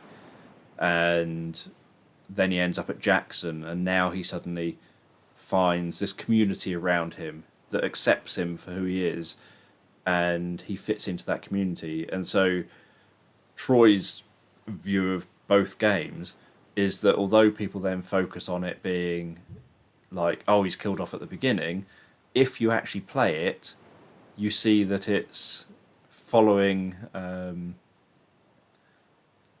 his story essentially through from him being a normal adult, so to speak, a normal dad, through to his death, through to his bad period, bad stuff he's done caught up with him, but he's kind of become a good person by then. And you get to see that, and you get to see in the flashbacks his father, him being a father like he wanted to be, him being a father to Ellie like he wanted to be, him taking Ellie to see the dinosaurs and the space stuff, him caring about Ellie and trying to look after Ellie and teaching Ellie guitar and all these sort of things. You get to see Joel's story, essentially, through the flashbacks. So the general feeling was that the fans who were criticising it had probably not played it, because if you play it, like even an hour or so beyond Joel's death, you start encountering some of the flashbacks and realise that there's a lot more to the game than just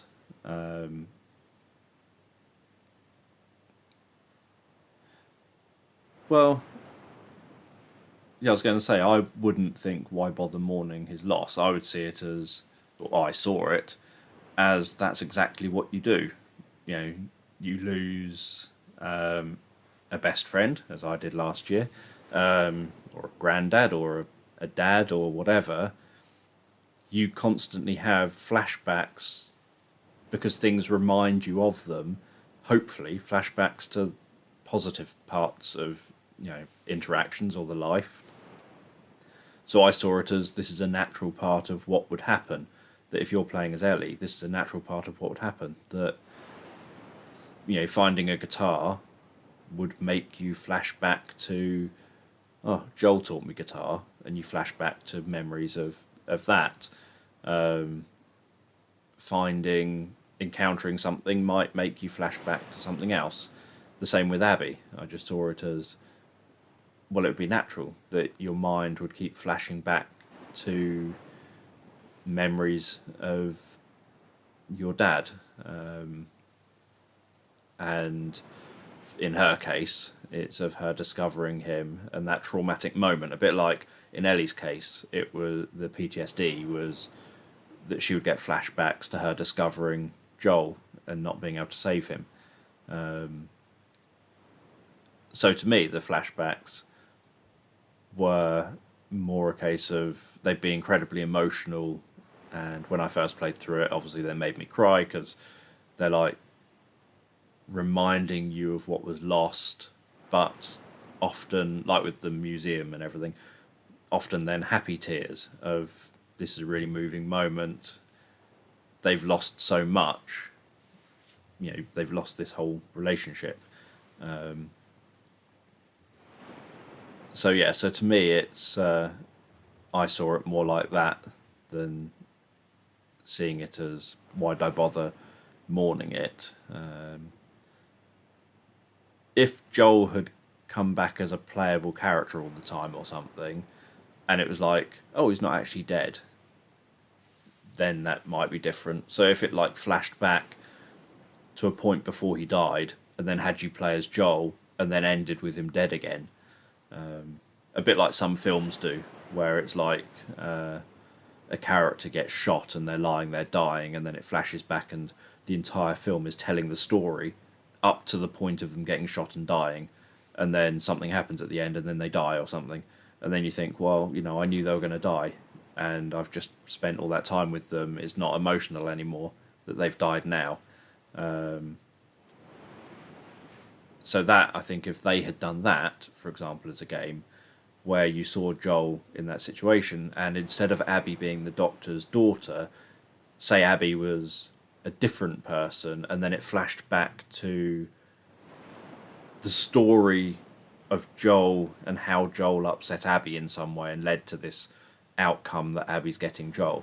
If that had flashed back, and then you just spent the whole game, like 15 hours playing as Joel after he's been hit and essentially is about to die or something, you then play 15 hours as Joel and then get to the end again, and then Joel dies. It's like, well, you know, I knew this was coming. I've had 15 hours of playing to prepare for this outcome. I knew it was going to happen because that's how it started. Then that would have ruined it. But I think by having it as he's dead, the flashbacks to me just felt like normal reminiscing, Ellie reminiscing, and then the emotional kind of, you're reminiscing with Ellie even though you've never seen or experienced that before, like the museum thing. You've never experienced it before yourself, but you feel like, or I felt like I was reminiscing with Ellie.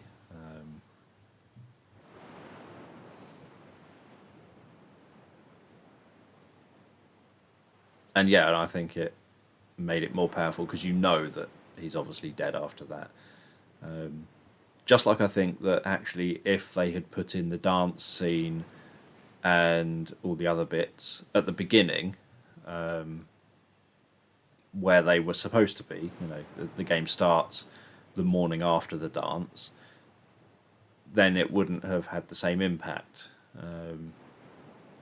You would know at the beginning that Ellie had started making up with Joel, but you would also then know that Ellie knew the truth and what have you. It just wouldn't have worked.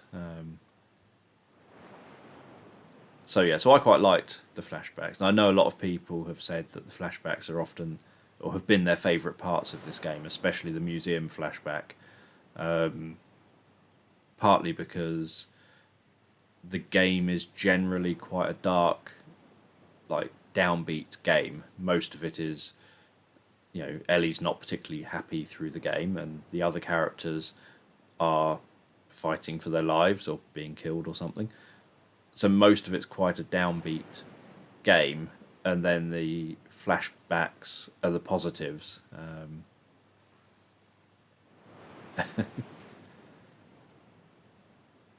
So yeah, obviously the flashbacks where Ellie finally confronts Joel isn't so positive, but yeah, generally the flashbacks are the more positive bits.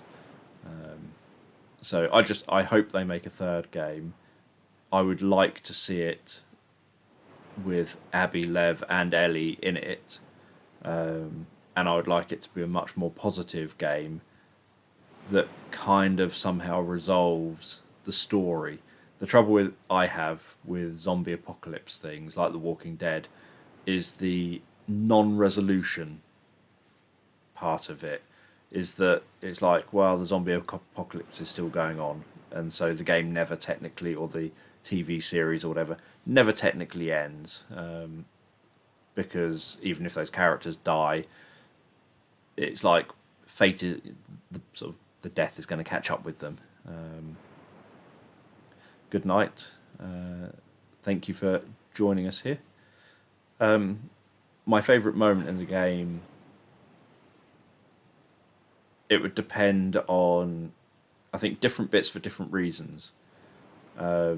I personally, I think, prefer playing through Abby's story. I find that a much more positive story to play through. Ellie's, I think, I know it was done this way, but Ellie's, I have a bit of a mismatch in terms of my views of what Ellie should be doing and what I have to have Ellie doing because of the game. So I would prefer Ellie to let things go, but the game, I can't let things go because the game says no, you're gonna torture this person, no, you're gonna kill this person, no, you're gonna do that. So, and I know that that's what they set out to do. They wanted you to be thinking, no, Ellie, don't do this, please, just stop. So they want you as a player to be thinking that and thinking you're making the wrong choices here, Ellie. Figure things out. And that is what they want you to be thinking the whole time. And they want it to be uncomfortable for you. That's sort of the idea of it. Whereas Abby's one, obviously, she reaches a point, I think, people end up liking Abby the second she ends up with Lev and Yara, and ends up with deciding that she wants to be with them and protect them, etc. So I think that has a much more positive kind of story. I prefer playing as Abby. It's convenient playing as Ellie in terms of being able to stab someone in the neck with a knife, whereas with Abby, you have to use a shiv, and the shiv breaks, and so you have to keep on crafting more, and so you can't do that quite so much. So that's a bit of a pain. But then that was the same in the first game, that if you were Joel, you had to shiv the creatures, shiv the zombies, and you'd run out of shivs. Whereas if you're Ellie, you just have a knife, and you think, why doesn't Joel get a knife? Literally, in this world, where that strategy seems to work quite well, get a knife. But yeah, so I preferred playing as Abby. I like the final fight. It's easy to play because it's essentially press the button to hit them and try and dodge. But I like the whole kind of, I don't know, the emotion of the fight and the rawness of it, and the, unlike other fights in other computer games, it just feels so real. Like you're just whacking someone with your fists or slashing at someone with a knife, and they're trying to block, and they're getting their arms cut up because they're trying to block it all, and they don't want to be fighting you, but they've got no choice, and you're just desperately trying to let out your rage or whatever. But then as a player, you're not wanting to be having Ellie do what she's doing, but there's something about the whole fight and the music at that time, and everything together makes me like that bit of the game, even though I don't like, especially when you first play it, don't like playing as Ellie doing that. You don't want Ellie, like when she goes to Lev and she puts the knife to Lev's throat to make Abby fight, you just think, no, that's a new low. Don't do that. And yeah, so that's one of my favourite bits. Even though it's because of, I think that's one of my favourite bits story-wise. And then with the flashback and everything, and with the ending flashback afterwards, where she's back and you've played the guitar for a few seconds, and then it flashes to that final scene on the balcony, or on the porch. I I like the museum scene. I think that's probably one of my favourite bits. Again, nothing's going on there. You're literally just walking around and pressing X when you go near things. And it's about the character interactions and development, and I like all of that scene. I just think that the museum's really well done. And then the kind of launching on a rocket bit with Joel giving Ellie the cassette tape. So all that I like. In terms of gameplay, I actually like the very end bit where Ellie's at the approaching the camp.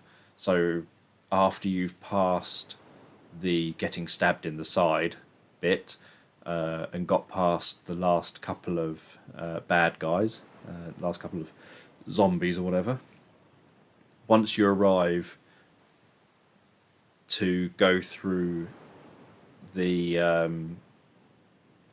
rattlers and get them, the gun, I like the gun that you get. It's very good. I like the fact that you can be a bit more creative. So normally through the game, you're essentially shooting an arrow or shooting a gun at different people or stabbing them in the neck. I quite like that you can be a bit more creative in that section, and because that specific group of people toys with random people that come into their area by capturing them and then using them almost like sport, and they send them into the drained swimming pools with the zombies in the drained swimming pools, and let them get bitten and whatever else goes on in there. But because they do that, it means that they've got these clickers and the other, the runners or whatever, knocking around. And the fact that you can sneak up and get to the chain and release the chain and things like that, it just, I don't know, it's nice to be able to be a bit more creative, like thinking, oh, can I manage to sneak up to that clicker and release the chains so that the clicker runs riot and they have to then deal with the clickers. So you can do that earlier on in the game. So for example, the underground scene, reasonably early on in it, where you can throw bottles or whatever, and you can then have it so that the zombies come rushing out and attack the soldiers and things like that. You can do that, but I think there's something about having them chained up. It would have been cool if at other points through the game there was things like zombies in rooms or something, and you could go and open a door to a room releasing a zombie, and if you're quiet and careful enough, you can open that door, release a zombie, and get the zombie out without them, without you dying, potentially. Or things like where others had captured zombies and maybe were using them as security by having the zombies maybe in areas, a bit like Bill did in the first game. Bill had some of the zombies in certain areas specifically so that if anyone tried to get through, there's a zombie right there.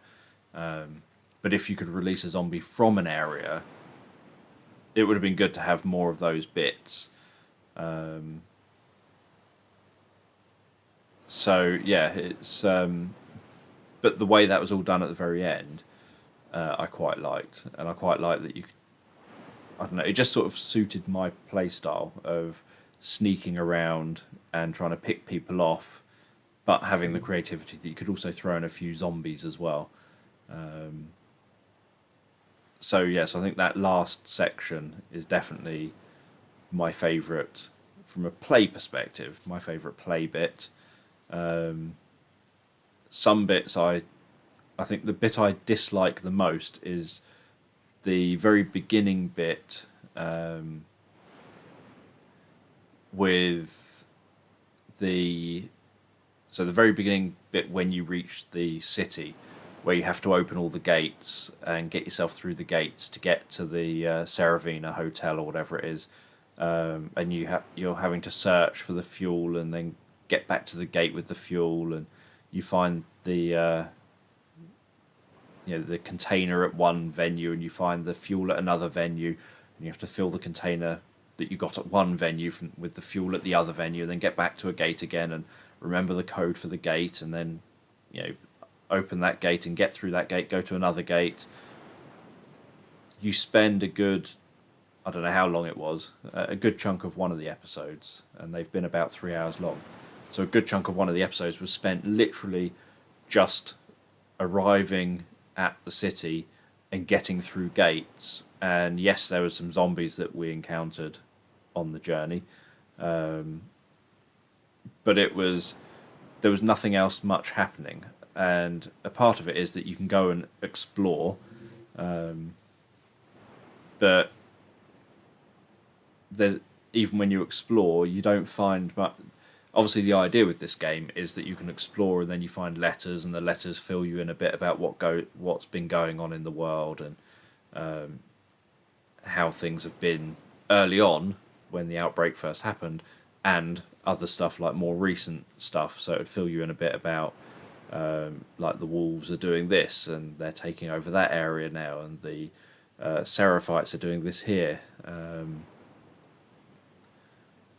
Yeah, I'd happily be a dishwasher. But that section of the game just feels like you're spending a lot of time when I first played it and didn't know where to go, whereas the second time I had at least an idea of where I needed to go. It felt like the story wasn't going anywhere. There was nothing. There was no purpose happening.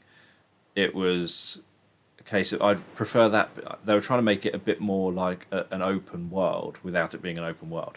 Something that felt more lived in. Like you can just wander around and discover things and not feel like you're trapped walking down a corridor almost. Because that's the trouble with most games, including like the first one, is that there are times when everything looks like there's a world around you, but at the same time it kind of really is that you're walking down a couple of corridors or down a couple of tree-lined areas to get to another door that's going to have something going on behind it. And so they kind of wanted to give you this illusion that you're in a city with some level of freedom to roam around the city. And the trouble with that is that I felt that made that section slow the storyline down. Because if you weren't talking to Dina at the time and getting some storyline with Dina, yep, I'm going to go to bed too soon. It's Abby's birthday tomorrow, or today now. So I'll be busy tomorrow. But yeah, so it's... I just felt that section, I would have preferred that to be shorter, a much shorter section, and not so many gates to get through, and maybe fitting all the dialogue into a smaller space. But yeah, so anyway, I will go, and thank you for joining me here. We've completed the 2 Last of Us games. I will probably play through the Uncharted games next, because they're more light-hearted. They're very positive games, fun games. Not saying this isn't fun. You'll know what I mean when you see them, if you haven't seen them before. So I'll play through the Uncharted games. I've never played through the first game. I've played a bit of the beginning of the first game, and then I can't remember what came out. Another game came out, and I didn't end up going back to it. And then the second game came out, and I got into that, and so I hadn't played the first one. So I'll play through those, because I think they're much more light-hearted, positive-feeling games that are full of humour, in my opinion. So hopefully you've enjoyed these games. I played them on easy, because obviously... or this one I played on easy, because I... wanted to be able to get through it. I didn't want it to be stuck at any points for hours and hours and hours of me not achieving anything. I wanted to make it so that the storyline could keep moving at a good pace rather than, pausing because I'm not getting anywhere. So I don't have that problem, I don't think, with Uncharted, hopefully. So anyway, I will see you next week. So thank you again for joining me, and I'm glad that the stream has held out this time round. Last week, for whatever reason, it just kept on crashing and shutting off, which was really annoying. So I will see you all later.